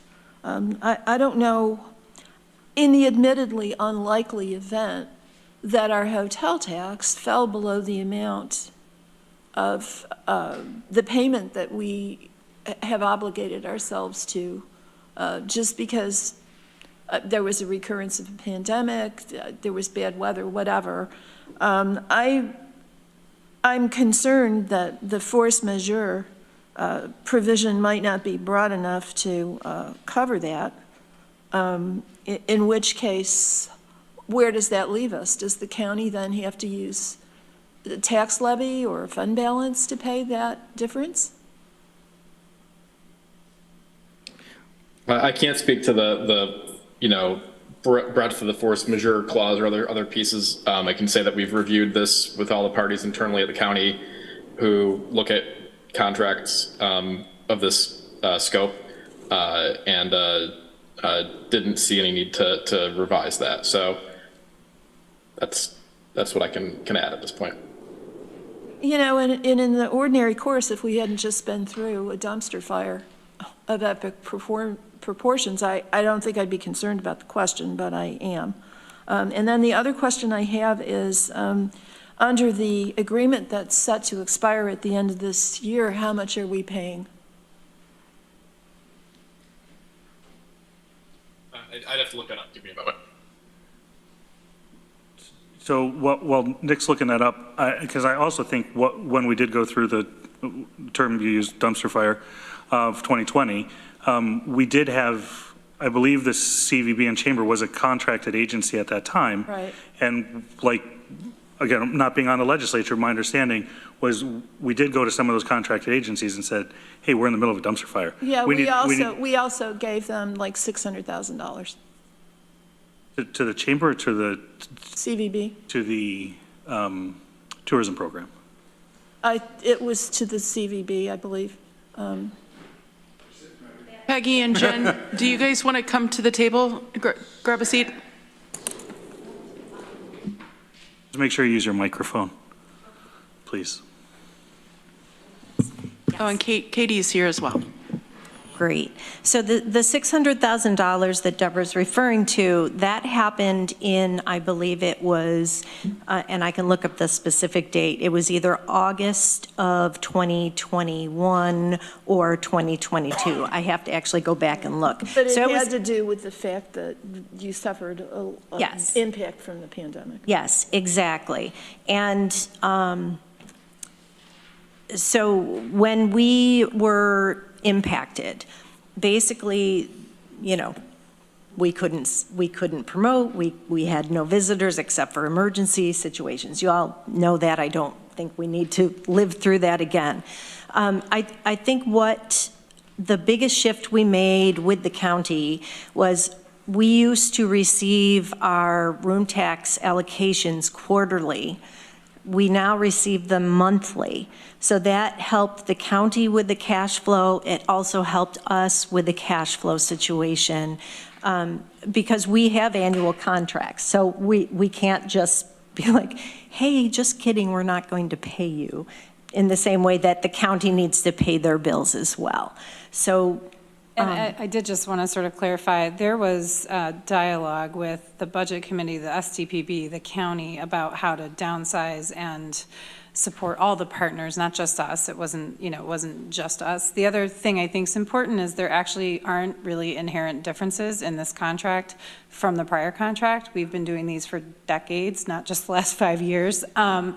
The core of how the contract operates is not really changing. There's actually more definition, if anything, there are more definitions in this contract about how we'll do business together, what reporting we'll provide and when, how we'll go about work planning and budgeting each year. And the amount that's called for in the contract is the same amount that was already recommended by the STP Budget Committee and already pushed through the committees and the legislature in terms of the approved budget. So that's all of that was already done, and what Nick has put in this contract, or Nick and his partners, is based on all of that work that was already done and all of the funding that was already approved for the 2024 budget year. And the difference is here, there's a reasonable annual escalator versus us coming and asking for an additional amount or a different amount every year, and the Budget Committee and Tourism Program having to decide every year how much are they allocating to us versus all the rest of the tourism program partners. So just want to make sure sort of some of those mechanics were clear to everyone because I know it looks a little different. I don't know if that was helpful, but thanks for the time. Does anybody know what you were getting paid under the existing contract? Yeah, Deborah, I found that information. The current agreement sets the 2023 payment amount at $1,726,500. Nick, we also had a budget increase, right? So typically the Convention and Visitors Bureau funding, we would use formulaically, percentages to try to look at arts funding and marketing promotion funding. And so the increase, though, is also reflective of the increase in the revenue proportionate to funding arts organizations and then funding the marketing component, correct? Yeah, that's correct. It's also important to note that in the memo and the contract you see there, the amount that's listed for 2024 is identical to the amount that's already in the proposed 2024 tourism program budget. So that's the same. Could I ask, Nick, where is that in the budget? The budget book? I don't have the budget book at my fingertips. I wasn't actually planning on attending this meeting tonight. It's forgive me for a STPB moment. money, so it doesn't really go through our budget process. And I appreciate. Not finding it. Okay. Go ahead, Deb. Yeah, I mean, I appreciate the fact that you've put in an escalator that's based on what you anticipate your hotel tax revenue to be. I'm just concerned, having recently gone through what we went through, that anticipated doesn't always translate into what you actually have on hand. And I want to be sure that everyone understands. I mean, I don't mind voting for this as long as everyone understands that if, the ship goes down again and the county goes down, you all are going down too. I mean, that's just We're the all way in this it boat goes. together, we know. Yeah. Hey, Debbie, right there. Gotcha. There we go. No, I think we do recognize that. I think we also view ourselves as partners with this county. And so when we did go in through the fire, we were ready to come back with solutions and opportunities on how we could sustain and support. And also recognizing that our work is driving the rest of the room tax dollars to support all of the rest of that programming. So obviously, we want all of the partnership to survive. And so, believe me, I hear you. Okay. We're with you. And we recognize none of us want to go through that again, but we're ready to work in partnership. Okay, I have Randy Brown, Greg Mezzi, and Rich John. Yes, thank you. Yeah, I support your organization and what you're doing, but also the public is sometimes watches the YouTube. Not a lot of people do, but I think in 2024 the budget is 2.1 million roughly, so that's an increase of 400,000 over 23. Is that right? And so, what is your escalator that you built in for each year? The escalator in the new contract is 4.2%. 4.2%? Yes. And that's based on projections of hotel tax income? No. That's actually based on the inflation that's occurred over the last contract period, the last 5 years, just annual average inflation over that period. We're just not providing that percentage to a lot of other people, so I just thought that was interesting. But to Deb's point, let's hope that a dumpster fire doesn't happen, but I appreciate your comments on that. So. Okay, I'm going to let Katie has her hand up, and then Greg Mezzi and Rich John. I apologize, I'm not speaking very well right now, but I think perhaps, Deborah, is your question covered on page 6 of the contract with section 13, sole discretion? That seems to me to be kind of an out clause for the county administrator to use if necessary. Let me check. Okay.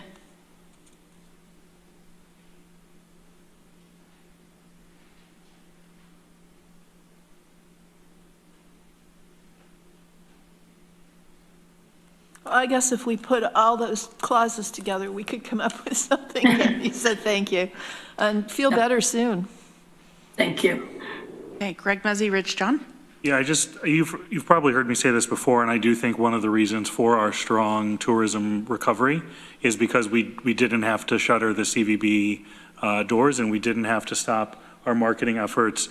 we quickly shifted and adjusted our marketing to let people in upstate and the surrounding states that were accessible, that we have outdoor activities and recreation, and that really helped in a time that was needed. So I would hate to see what our numbers possibly would have been in the market. Would we have taken the opportunity to sink the ship? And I'm glad everyone in the seat before me was able to figure out a way to keep everybody floating through that process. So there's that piece, and then I just also want to remind folks that the SCPB and the Budget Committee has also recommended increasing their reserves, which was a strong message sent by this legislature, and continuing to grow that through any sort of budget surplus, again, continuing to grow the reserve. So hopefully we can try to weather those storms when they do come. So there are things that we have heard from the legislature that members of the STPB have taken into consideration and put into practice moving forward. Thank you. Rich, John? Yeah, I had looked at this before the meeting, but the questions asked are good ones, I think. I'm still not clear what was the purpose behind the $400,000 increase in this year, because that seems to be a pretty substantial increase. And then how we locked into 4% going forward when we're not doing that for other organizations. And then I am looking at the language on page 6 of the agreement, the sole discretion.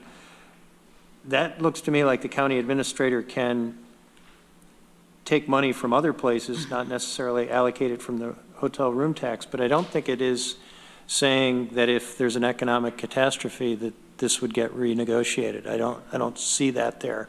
If it's intended to be there, I don't know that it's clear.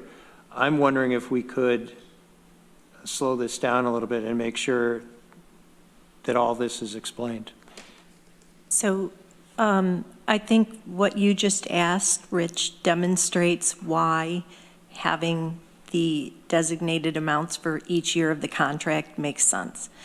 The current contract, which expires on December 31st of this year, there was no set amounts. Basically, we would each year come through, build a program that we felt would give the best return on investment, forecasting what the collections would be. As we know, this past year, our collections exceeded budget. We are seeing very good collections as well. So based on when we have to submit our budget, looking in the crystal ball back in February, March, and April, when we're building this thing for the following January, that's when we were determining what those budgets would be. So you're right, that is a big jump. Based on this new contract, you're not going to see a $400,000 increase for the next 5 years based on that contract. It's a 4%, it's a set percentage. And so that also frees up additional money for the rest of the program. So thank you for asking that. Yeah, I guess I don't see it that way, Peggy, but. Okay. I do think one thing that we are missing is sort of some of the nature behind the budget request. And one of the drivers is the conference center and needing to increase both sales and marketing. And we actually bear a tremendous amount of responsibility for the success of that project, which I know is something that I think we all share a desire for. There are some other increased and changes in staffing needs in different departments, visitor center operations, et cetera, et cetera. Also, we need to continue to adjust our wages across the board, for instance, to keep up with the adjusted living wage. We actually, even for part-time, seasonal, and for all of our hourly people, are working to stay in line with what the living wage expectations are here. So some of what you see in those adjustments are us accounting for taking care of our people. I do think the other thing that's lost here, and I just think it's important to recognize, is there's been a lot of additional funding in that program, a significantly higher percentage of that additional funding, both from this year and moving into next year, that's being allocated to other parts of the program, not to us. So while this looks like a big number, we need to also look at the really large amounts of additional funding that have been invested in some of the specific grant programs, some of the other organizations that are administering different parts of the programs within the tourism program. I know this is just one piece of it, but there has been a bigger pie, and that pie is being divided amongst all of the entities and participants within the program. And we just haven't really touched on that here yet. We're just focused on this one piece, but I think it's important to know that in that budget, there are larger allocations into other organizations and other programs because there was such a surplus in room tax funding available. So just want to broaden the story a little bit. Thank you. That's helpful, Jennifer, to understand that there is a connection to the convention center, conference center. Absolutely. So I'll weigh in here a little bit, and I mean, I also think that the 4% seems really high, considering that most of our agencies received around 2% this year. That's what our human services received. That seemed like a pretty fair amount. And then as far as the convention center, I mean, some of us were in favor of that, some of us were not. And I guess the results will come forth over the next few years to see how that does in Ithaca. I would actually be in favor of this going back to committee and having more of a discussion. But I know that Deborah or first Greg and then Deborah would like to speak. So I will say the 400,000 increase, if we look back, again, I'm on the STP budget committee. So if we go back to June or when do we start, Nick, in 2022 with the budget? June, sometime around then? January? We start meeting in January of the year before. Yeah, so then when we get to making decisions sometime middle of the year or beginning of the year, April. Yeah, April's kind of when we start to really put a budget together. But yeah, like the forecasting and all starts well before that. So we were in 2022, right, not knowing what was going to happen. So if we could have crystal balled and we could have budgeted better, like every one of our budgets in the county could have been better for 2023, we would have probably allocated more revenue to the CVB proportionally to the increase in revenue that we saw. So we still were a little COVID shy during that time period because of when the 2023 budget was made. So it does seem like a bigger jump now, but I think if you look at the intent of what the budget committee and ultimately the SCPB would have done, if we knew that revenue was going to be at where it is today, we would have budgeted that allocation differently and you wouldn't have seen that jump. And I think as it relates to the conference center, I know that there are some folks that were not supportive of it, but I do feel that that ship has sailed and we need to make sure that it's successful because we have it. So even if we weren't supportive of it, we need to get behind it now and make sure that we have all the tools and resources at its disposal to make sure it's successful. Otherwise, we might as well just, I don't know. I feel like otherwise we're just actively sabotaging something. Personally, I don't feel that this needs more time in committee. I think we hear often we need to trust our staff and the decision and discretion of our staff. If our legal has looked at this, our administration has looked at this, our planning department has looked at this. We've had an advisory committee look at this. This has also already gone through HED. What's going to come of it? I don't know. I just want to ask Holly and Lisa, you're here, as far as the, if we do have a situation where we are having hard times, after having the conversation that we've had, do you feel comfortable exiting out of this agreement and the amount that we're promising? With questions like these, I look to our legal and risk management for input. So, and being that Holly and Jesse, our risk manager, had reviewed this and okayed it, I would want to go back and ask, given the questions that came up, Holly, she's on the Zoom. I don't know if she's able to speak to that, her comfort level. Yeah, I probably wouldn't want to give a response right now on the spot, given all the questions. And I'd want another opportunity to review the agreement and give a more thorough response after. That's fair. Okay. Deborah? Yeah, and I'm not so concerned about the $400,000 increase. It seems big, but I've listened to people's explanations, and again, this is STPB money, and STPB does what STPB does, and their percentages may not match up with the percentages we choose to impose on our departments and agencies because we're spending tax levy and sales tax, et cetera, et cetera. I am concerned about the issue of what happens if, for some reason, our hotel tax revenues really tank below what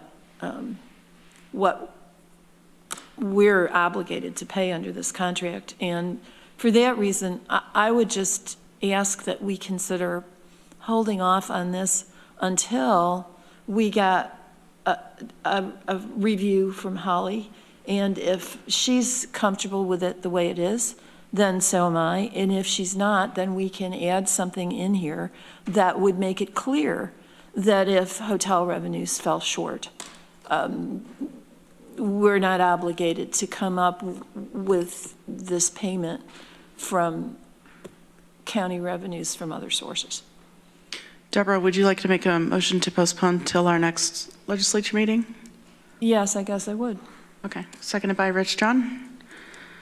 And comment, Greg? I guess could we ask the affected agency if they would consider that as an amendment to this agreement, or agree in theory to this, to move this forward, and then amend the agreement with some sort of clause of absolute catastrophe and the county's ability to not fully fund this should hotel room tax fall below the value of the contract.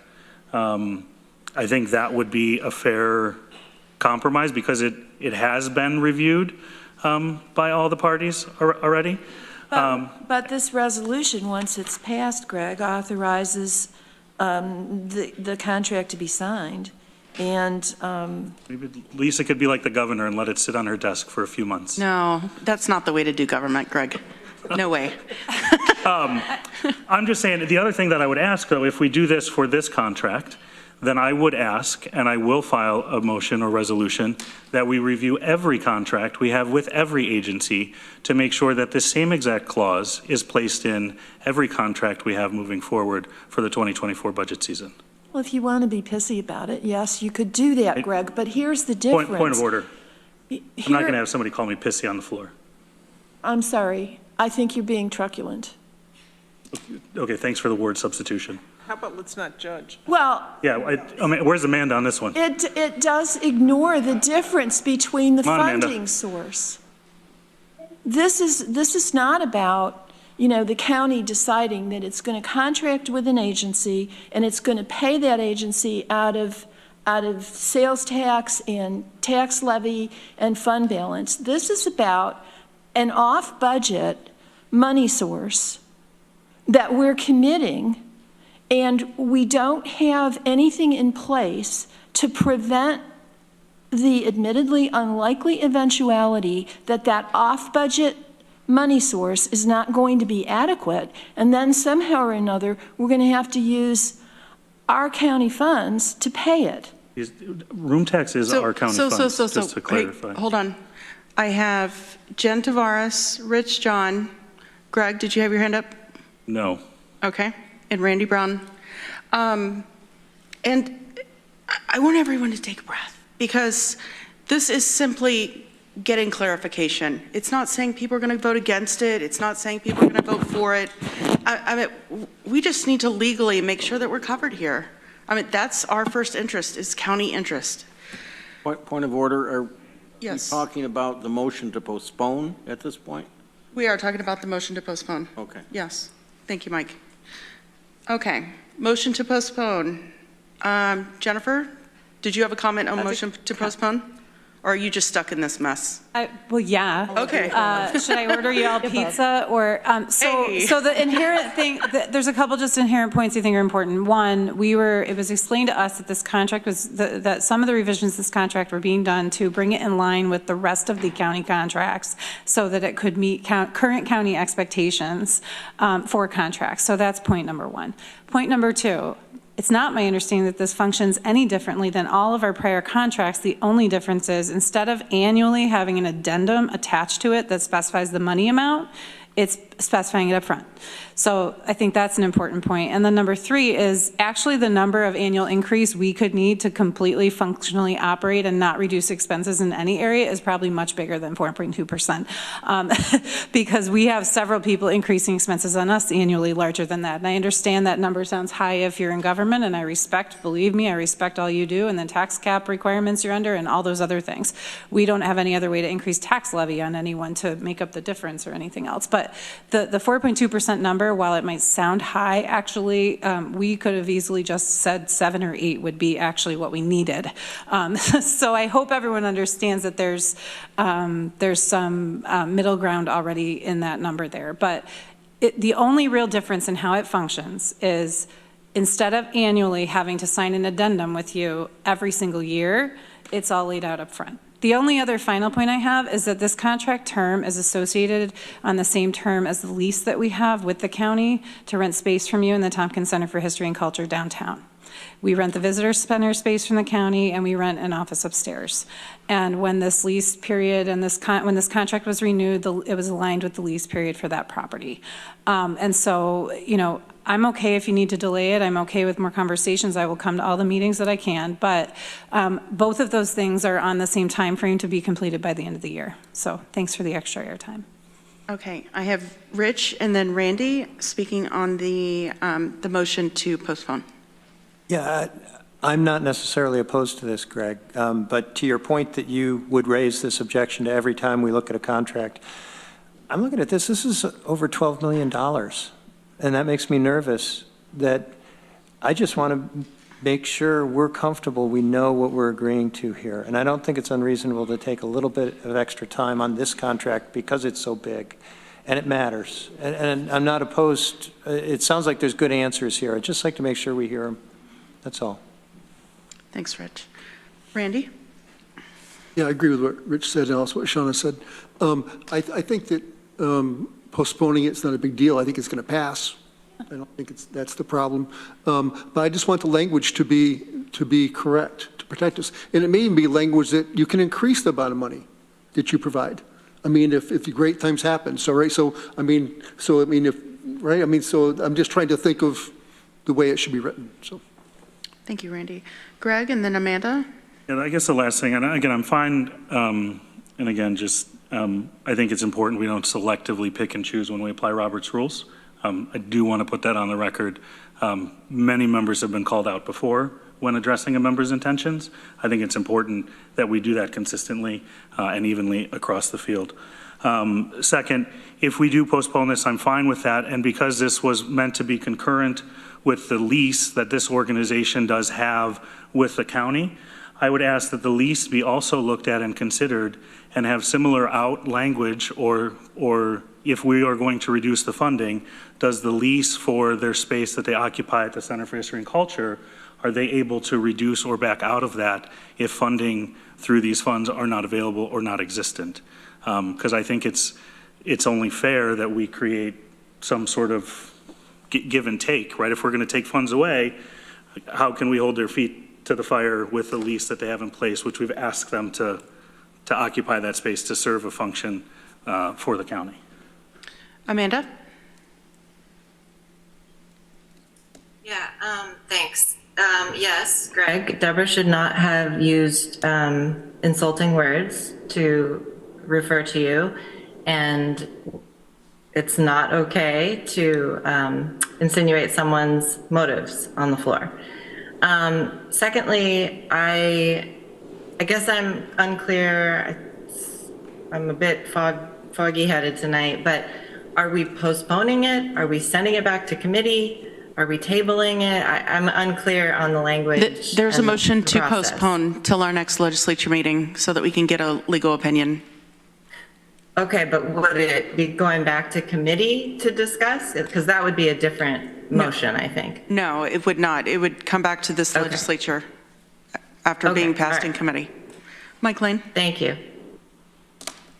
I don't think we should postpone. I think we should move it tonight. Here, here. Okay. Deborah Dawson? I apologize, Mr. Bessie. I appreciate them. Anyone else have a confession or like an You emotional know, moment? You know I love you, Deborah. No, I don't know that, Greg. Oh, come on. Everybody needs a sparring partner. Okay. Let's go ahead and vote on the amendment, please. The motion. This is a Motion to postpone. Motion to postpone. Till our next legislature meeting. Susan Curry. Yes. Deborah Dawson. Yes. Rich John. Yes. Dan Klein. Yes. Ann Corman. Yes. Mike Lane. No. Greg Mezzi. No. Veronica Pillar. Yes. Lee Shirtliff. Yes. Mike Ziegler. No. Travis Brooks. No. Randy Brown. Yes. Amanda Champion. Yes. Shauna Black. Yes. 10 ayes, 4 noes. Motion to postpone passes. Okay.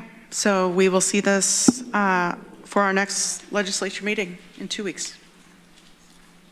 13 days. Week and 6 days.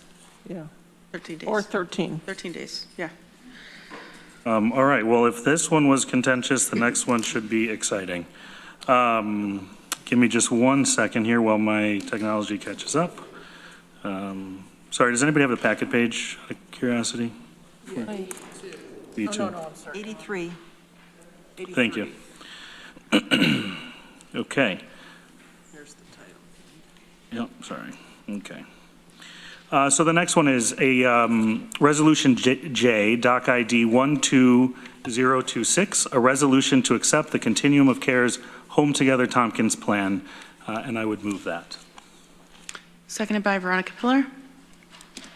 And we had a good discussion over the course of 2 meetings at HED about this.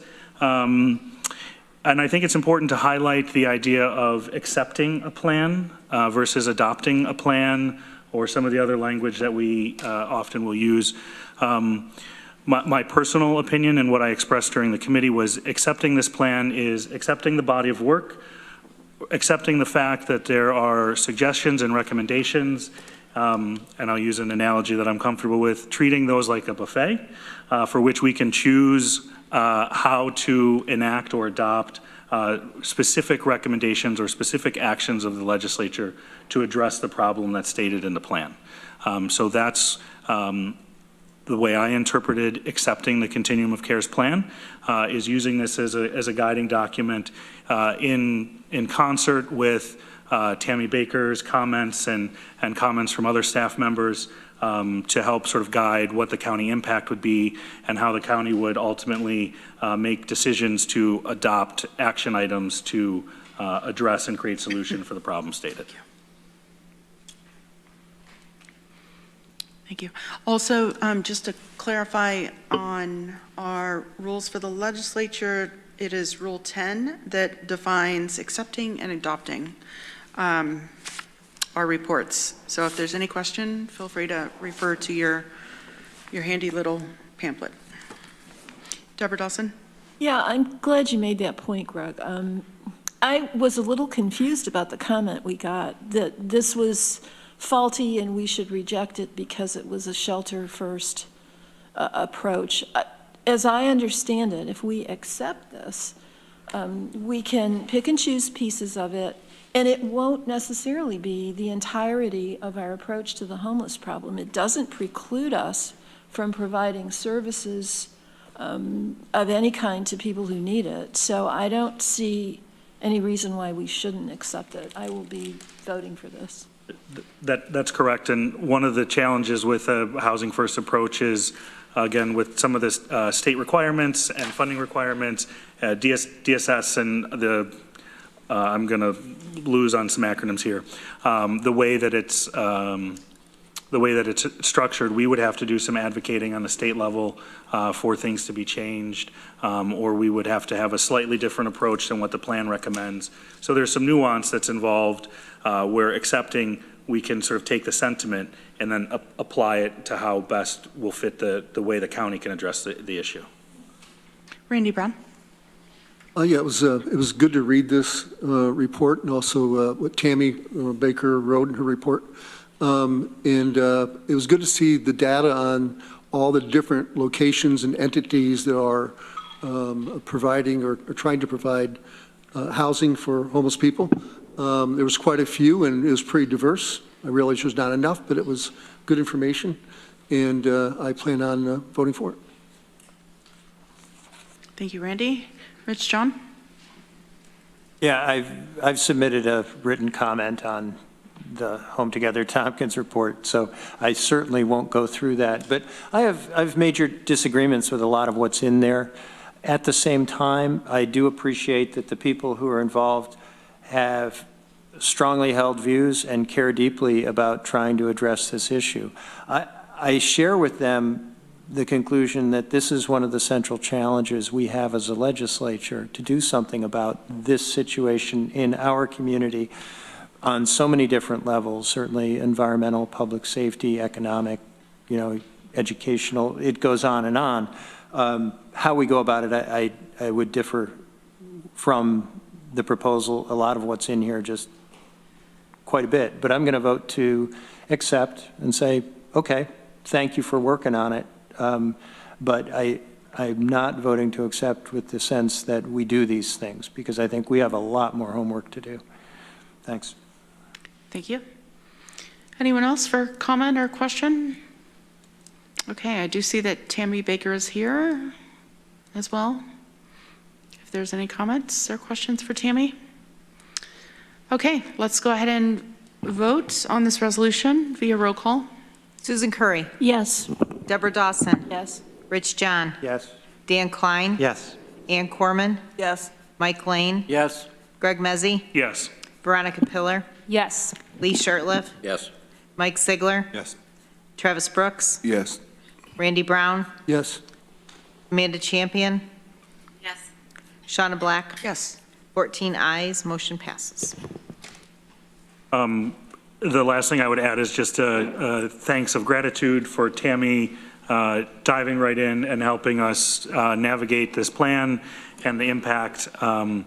This is something that I think Rich alluded to. Many people are very passionate about and hold deeply held beliefs in what the right solution is, and trying to navigate that and pull that out. I just want to express my gratitude for Tammy being able to do that and putting it in a concise way that really highlights the impact that some of these recommendations have on the county. So Tammy, thank you. Okay. Do you have one more resolution? Gosh, I hope not.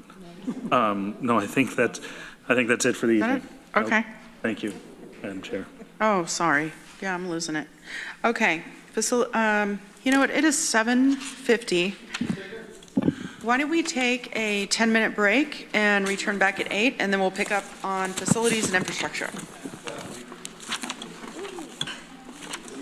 I'm gonna referee.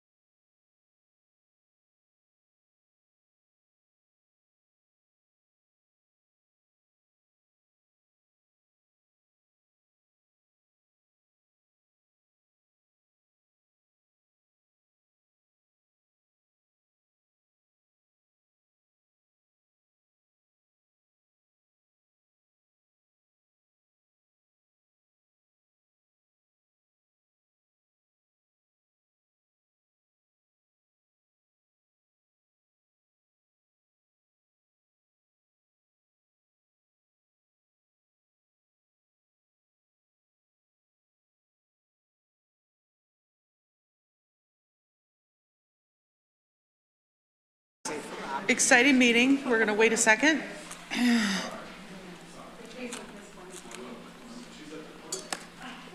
Okay, we're back on air. Welcome back, everyone. And we're going to move on to Facilities and Infrastructure Committee. Mike Lane, Chair.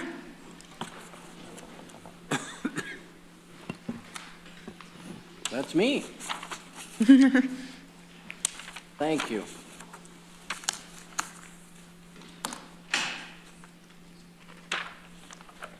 The Facilities and Infrastructure Committee met on October 19th. Couple of highlights. We did, of course, our quarterly review of our capital projects in the Highway Department, and if anyone hasn't seen those or doesn't keep up with those, Jeff Smith always goes through them with us and tells us what the status and what the changes are from the last quarter. They're the bridge projects, they're the highway projects and other things that we have for their capital funding. We talked about the dental building. The dental building is gone. Mm-hmm. Arel Lamaro talked to us about how they decided to refill the hole where the basement had been by crushing the concrete. They brought in a concrete crusher. And the idea there is to make this a stable subsurface for whatever we're going to do with it in the future. If we should build a building, if we should use it for parking, whatever, it's going to be stable. I believe the site is now open for parking again. Is that correct? Not quite. There are a couple of, they're trying to do some grading for drainage. So okay. So stay tuned, it'll be soon. I drove by it tonight and I thought it looked like the fence was gone, so I thought maybe it was open again. Close.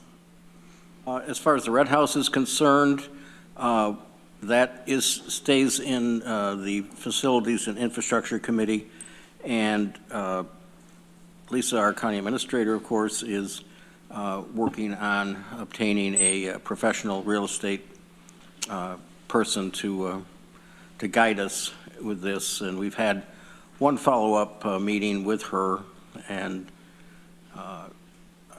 so that she could get direction on how we want to proceed. So that's in the works.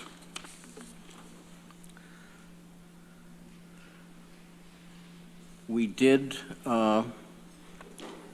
rescind our former motion about how to add an office into these chambers for our fourth legislative clerk, and we have a new resolution.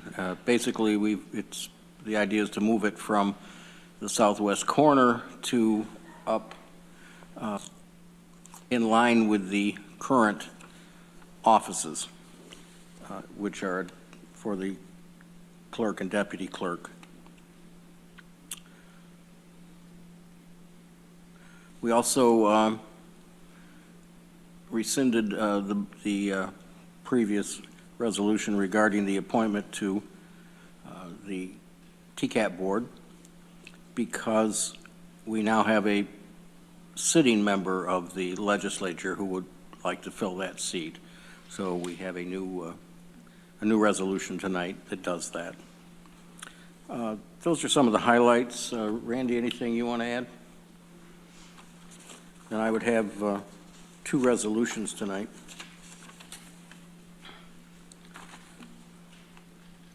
Resolution K, budget adjustment, clerk of the legislature, approval to construct additional office space in legislature chambers, and I so move. Can I have a seconder, please? Seconded by Rich John. So if there's any questions about what that temporary office or where it be located or what it would happen, there are mock-ups of it, if anybody would like to look at it. Any questions or comments for Mike?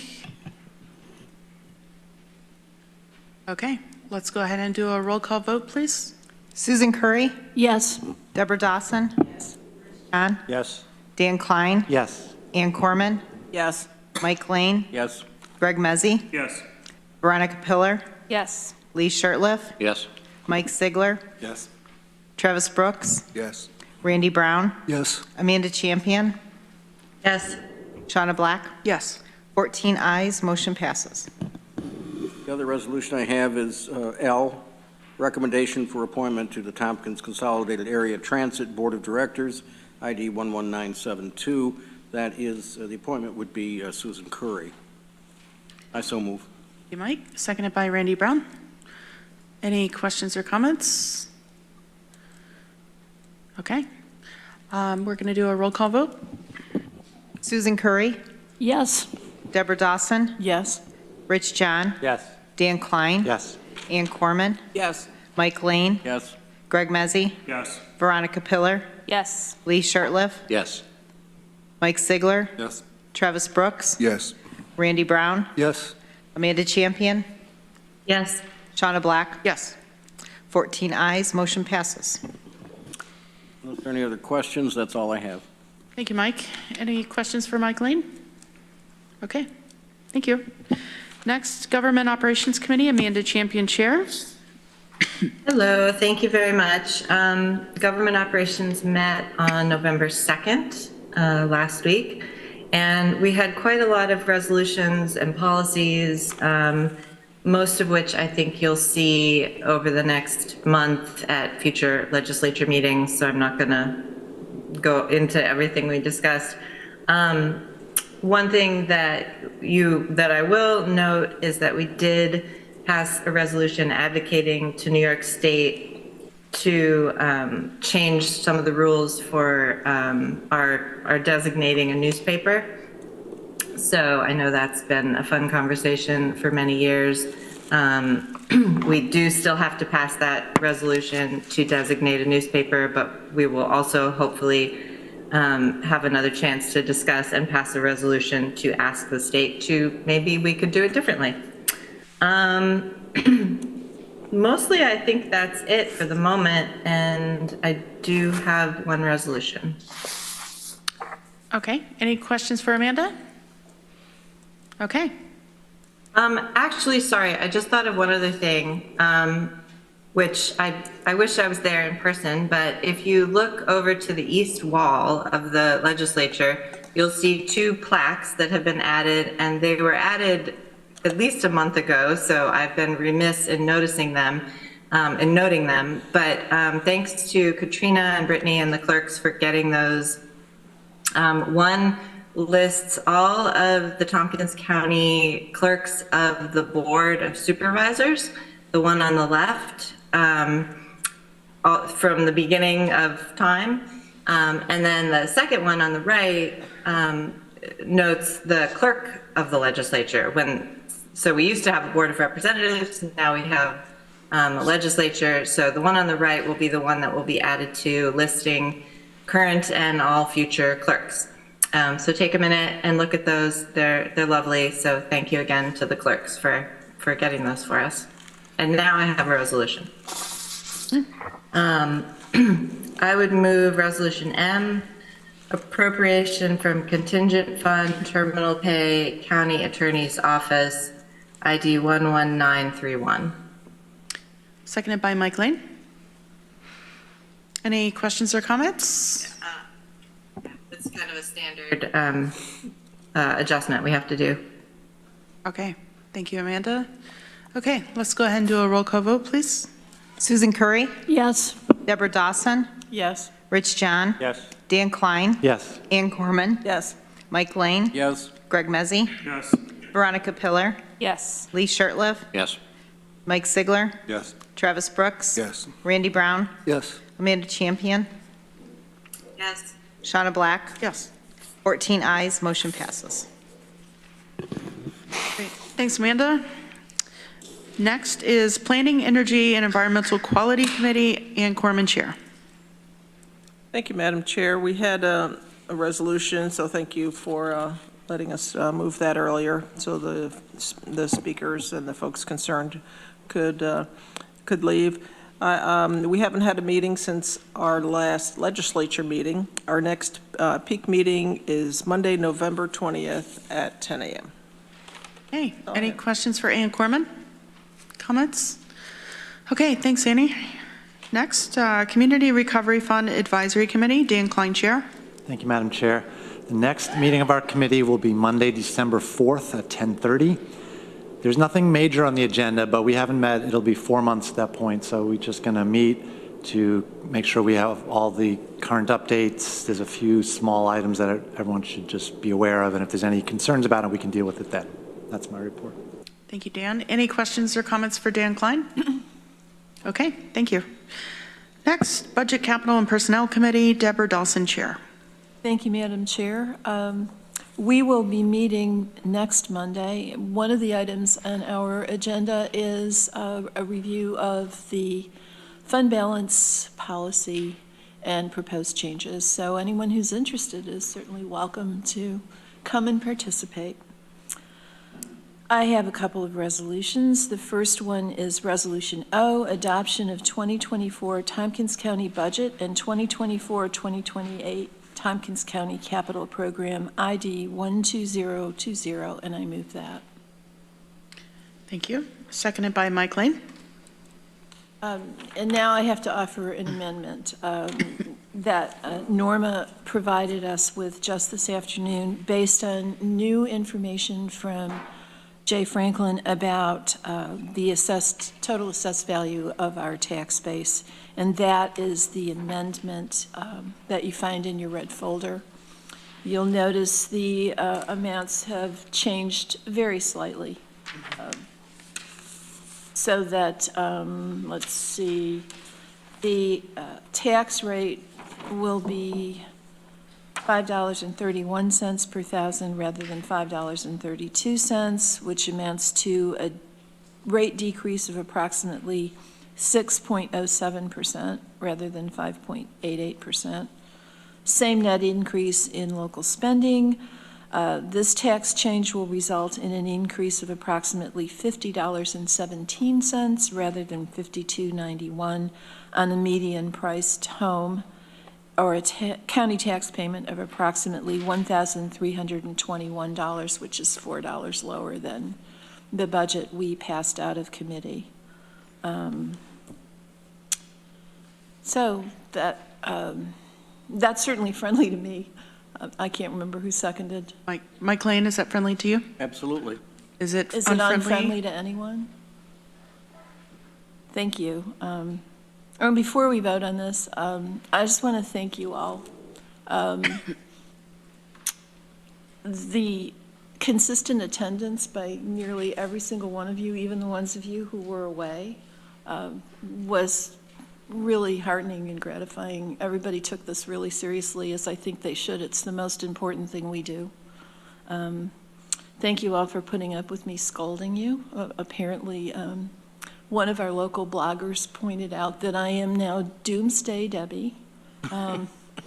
I just want to correct him and say that I am not Doomsday Debbie, I'm Doomsday Deborah. Thank you very much. Anyway, that's all I got. Okay, any comments or questions? Mike Lane? Deb, I think you've done an excellent job leading us this year. You've done a lot of research, a lot of suggestions. Hasn't been easy, I know, because I've done it in the past. But I really want to say thank you to our county administrator, our budget officer, and our deputy county administrators, particularly Norma, who've done so much work on this for us and put us in a position where we can move forward and feel good about what we've done as a group. Thank you, Mike. Here, Mike. Greg Mezzi next is Randy Brown, Greg Mezzi, and Lee Sherliff. Yeah, thank you. And I also want to thank everybody who worked hard on this budget. I know it was a lot of work, and the numbers were always moving and changing, and it was real time, which is really fascinating to see how that worked. I didn't plan on approving this or voting for this because I still think we have enough fund balance that we could have zeroed this out. But time will tell whether any of my numbers were correct. But I am going to support it because I think it's a true compromise. Everyone worked hard on it. So I'm going to vote for it. Good news. Greg Mezzi and Lee Shurtleff. Yeah, I just, want to thank all the staff and folks that did a lot of hard work. I do think it was a good compromise and fruitful discussion. And I'm very pleased with what we were able to accomplish with this budget and what we were able to do with this budget. Where I do feel we fell short is looking at the $72 million that we had in 2022 unassigned fund balance and not creating greater relief for our constituents and not increasing the tax levy. I think Randy's projections will come in about right, probably. I would bet on his math. I think we're going to see our interest income come in much higher than 2023 budget, which could essentially have wiped out the increase to the levy. I think an increase to the levy at this point is completely unnecessary. For that reason, I will not be voting for this budget, but I do support all of the work that was done to go into this budget. I wish we would have come to a different compromise than the 2%, but I just feel rather principled that when we have such a strong fund balance, when we are in such a healthy position, there didn't seem to be a lot of doomsday around our decision-making process. And I think that the $1 million it would have worked out to keep that levy increase flat could have been afforded by the county. And so for that reason, I won't be supporting this. But I do appreciate everybody's work, and it by no means is a reflection of the work that we will be able to do with this budget through the county. Lee Shurtleff. I spoke at length at budget and capital about my mixed feelings on the budget, and I'm not going to repeat those here. I'm going to go online and see those if you want. And I do share some of the sentiment that Greg and Randy have brought forward, but I guess it would be a little disingenuous of me if I voted against the budget at this point, because I do want to point out that there were some amendments through the process to some things very important to our constituency out in my area, my district, some permanent funding for positions that really have an impact on us out there. And I voted for those amendments knowing that they could very much have an impact upon the tax levy. And so I will support this. But, I'm going to watch closely as we develop this fiscal policy and revisit some of the reserve funds and fund balance discussions. Thank you. Thank you, Lee. Rich John. I will support the motion, and I echo everybody thanking our staff for the great work they did through, I'm trying to remember the date of the budget retreat and on from there. It's been a, long process and a good process. I certainly hope that Greg and Randy are absolutely right that we're rained money at the end of the year. I hope that's the case. I also fear that New York State is in no better financial condition going into 2025 than they are right now, and that they are going to let things roll downhill again. I feel very comfortable with a modest tax increase this year that sets us up for good, solid finances to be able to respond to what New York State is going to do to us. So I'm in support. Thank you. Thank you, Rich. Any other questions or comments on this resolution? Okay, let's do a roll call vote, please. Susan Curry? Yes. Deborah Dawson? Yes. John? Yes. Dan Klein? Yes. Ann Corman? Yes. Mike Lane? Yes. Greg Mezzi? No. Veronica Pillar? Yes. Lee Shurtleff? Yes. Mike Sigler? Yes. Travis Brooks? Yes. Randy Brown? Yes. Amanda Champion? Yes. Shauna Black? Yes. 13 ayes, 1 no, motion passes. Great. Thank you. Congratulations. Our budget has passed.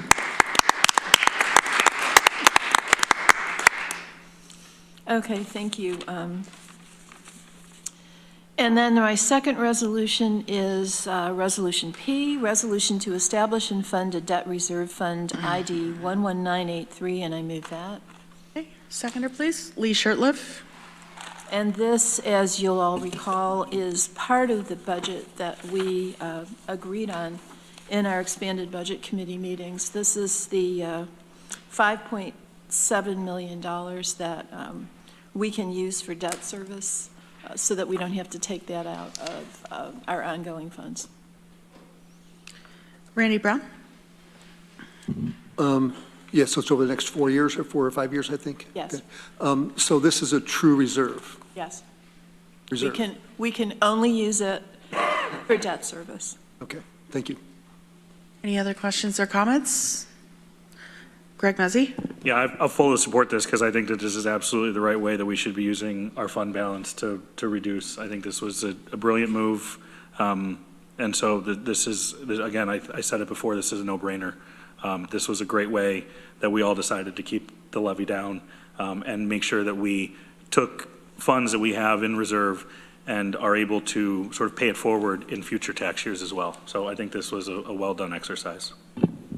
It may have been a no-brainer, but it was a brainchild of Normus and Lisa's.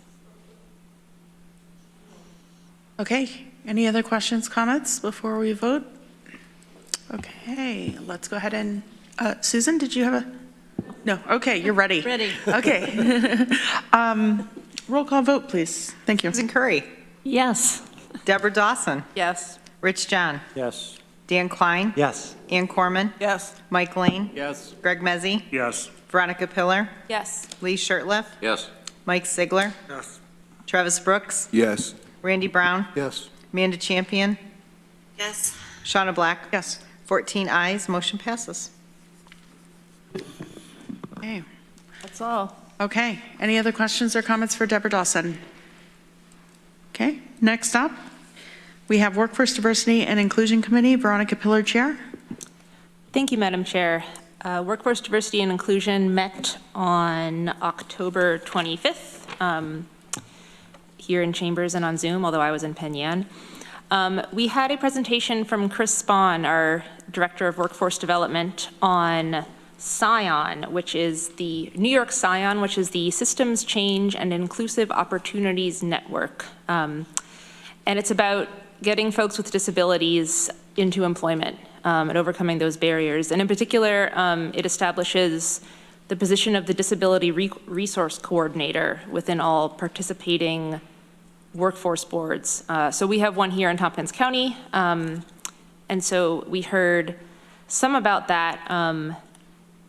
Very interesting. I'd recommend checking it out. And I think Chris and our DRC herself are going to come back to a future meeting, probably in 2024, to share more. I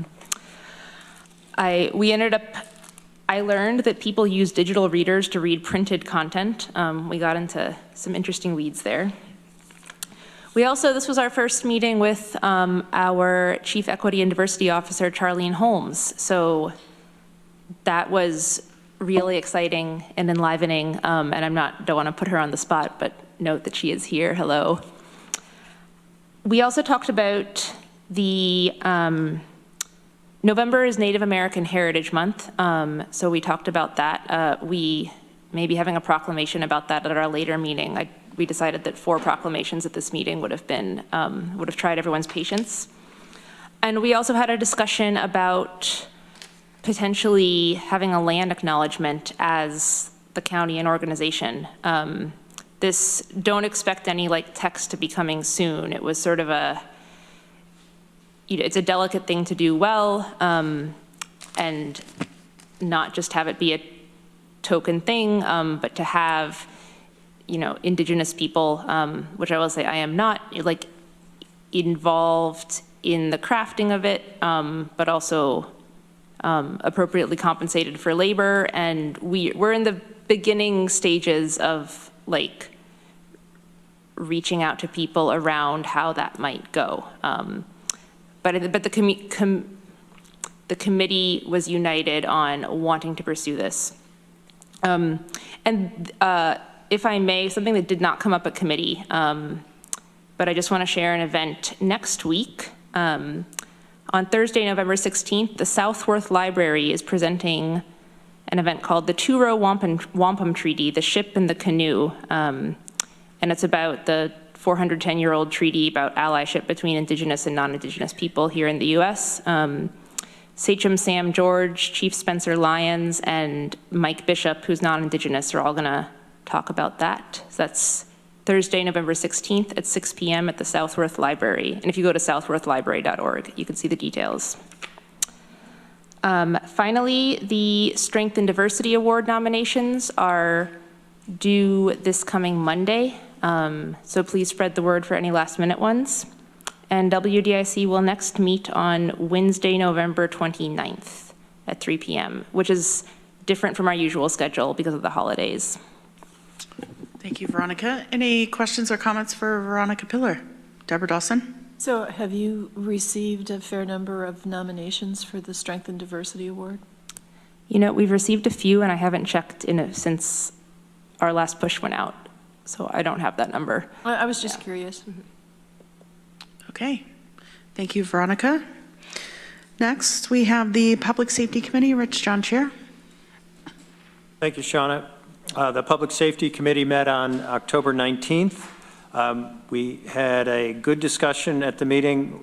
We had several visitors from county towns that wanted to participate, and they did participate in a discussion about the rapid medical response service, what that would look like, and the idea of cost share. We had a full and frank exchange of views. That discussion will continue at our next public safety meeting to be held next week on Thursday, November 16th. We also had a good discussion about the crime rate because we'd had a question from a privilege of the floor attendee saying what's happening with the crime rate. And thank you to the sheriff, our probation director, our district attorney, and our assigned counsel director for their input on how do you figure out crime rate. And it's not a very straightforward thing as we discussed. You can look at incidences where people have called for police assistance, but that really doesn't capture all the crime. You can look at arrest data, but that's a sort of island among all of the things going on, especially when you have a crime where nobody's caught. So anyway, I hope that discussion continues. It was a good one. And the only other thing I'd like to, well, two things. One is our jail stats. We have 65 people in our jail today with 2 board outs. But I also wanted to read a paragraph from our meeting, and this is regarding our EMS program. I thought this was really good news. On September 11th, the first EMT class commenced with 15 students and is due to conclude in December. This class is the product of a partnership between Cayuga Medical Center, Department of Emergency Response, and Upstate, I believe it's Upstate Medical, to bring an EMT class back to Tompkins County and address the overwhelming shortage of EMTs. This is real progress. So good stuff is happening there, and that will continue. We set that as, you know, a goal we wanted to achieve for the county, and it does appear to be happening. The one other thing we're going to be talking about at our November meeting is data disclosure. This was one of the many goals we set when we did our resolution for reimagining public safety, that we wanted to be more transparent in releasing information. That again, like determining the crime rate, is a pretty complicated endeavor. We've had several meetings where we've talked about it and tried to figure out how do we accurately reflect the information that's out there. And unfortunately, some of the answer is we don't really have the total picture that we would like to have, but I believe we're going to be further discussing it at our next meeting and passing a resolution, or at least considering one, that will bring some information out to the public with hopefully a good explanation of where, to put context around it at any rate. But we're going to have that discussion at our next meeting, along with talking about cost share. Thank you, Rich. Questions or comments for Rich John? Deborah Dawson? Sorry to have so many questions. So there was a recent article in the Ithaca Times that basically stated that of all the police and law enforcement agencies in the county, the IPD was the one that fell furthest short of providing transparent information about its arrests and responses. And I honestly didn't understand the finer points. But if in fact that's a problem, what can we as the county do to make that information more transparent? Well, that's one of the areas where we struggle a bit, in that there's, I believe, 10 different police agencies in our county.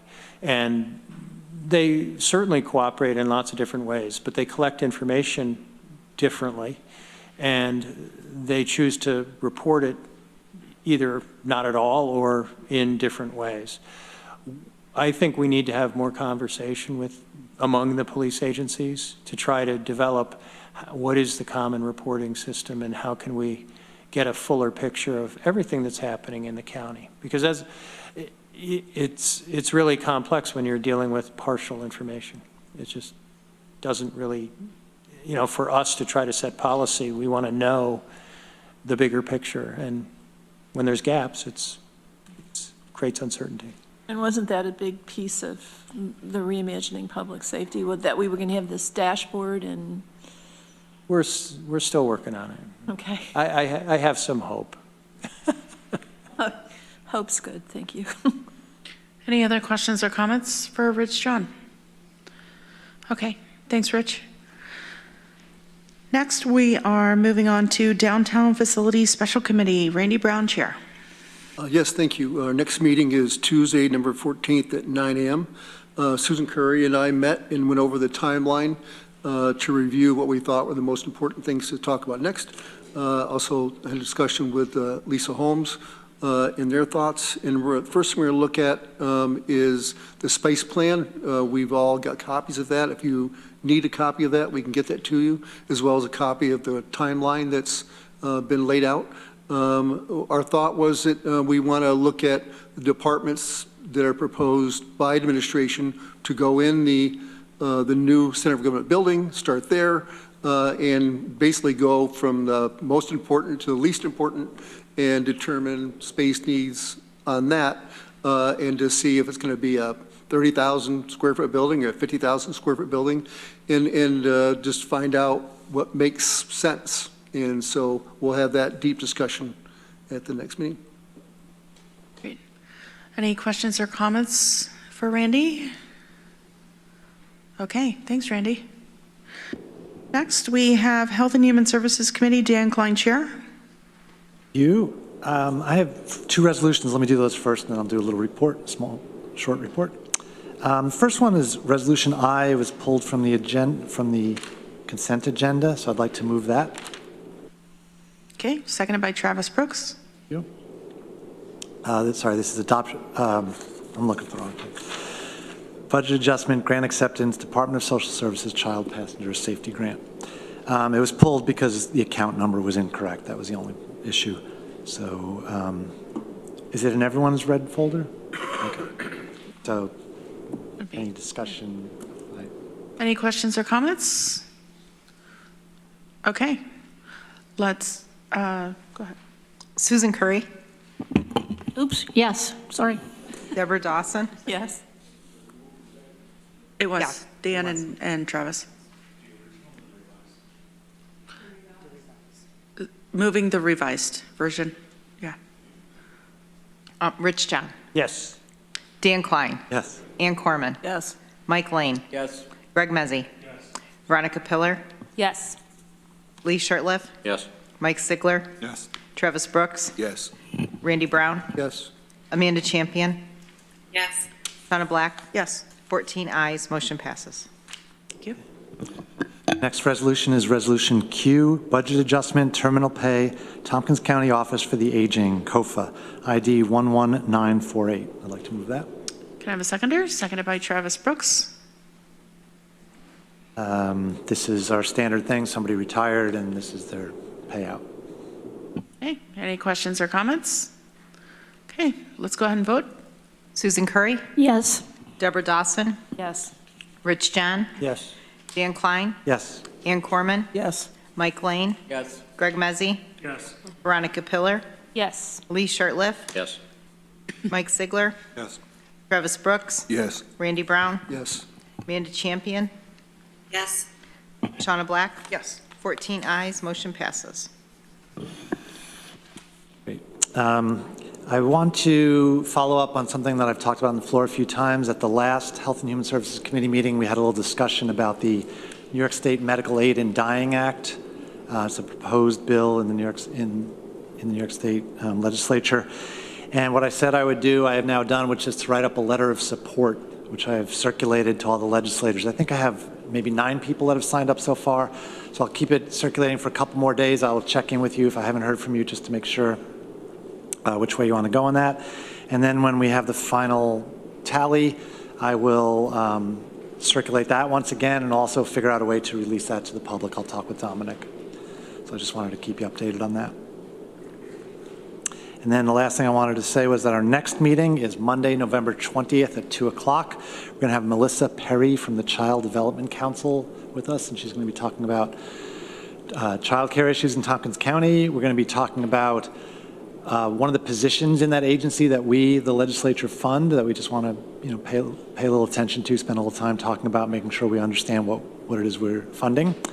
And then also, they would like to talk about the big grant they got. It's in the form of an MOU from Cornell. It's the other Cornell MOU, not the famous one. Excuse me.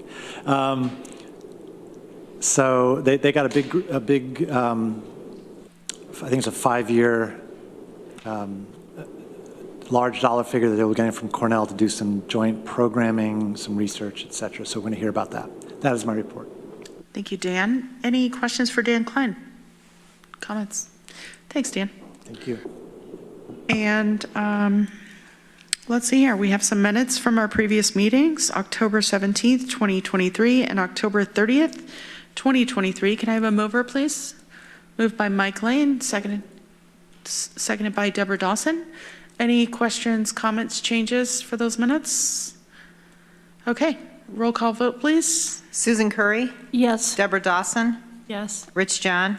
Yes. Dan Klein? Yes. Ann Corman? Yes. Mike Lane? Yes. Greg Mezzi? Yes. Veronica Pillar? Yes. Lee Shirtliff? Yes. Mike Sigler? Yes. Travis Brooks? Yes. Randy Brown? Yes. Amanda Champion? Yes. Shauna Black? Yes. 14 ayes, motion passes. Thank you. We also, Rich John? If, with the chair's permission, I would just give a short report. The Tompkins County Industrial Development Agency met today. Just to bring the legislature up to speed, we approved a continuation of a tax abatement for affordable housing project on West Hill, Conifer Realty. And we also made some changes to our local labor utilization policy to clarify a couple points. Great. Thank you, Rich. Any questions for Rich in regards to the IDA? Okay, thank you.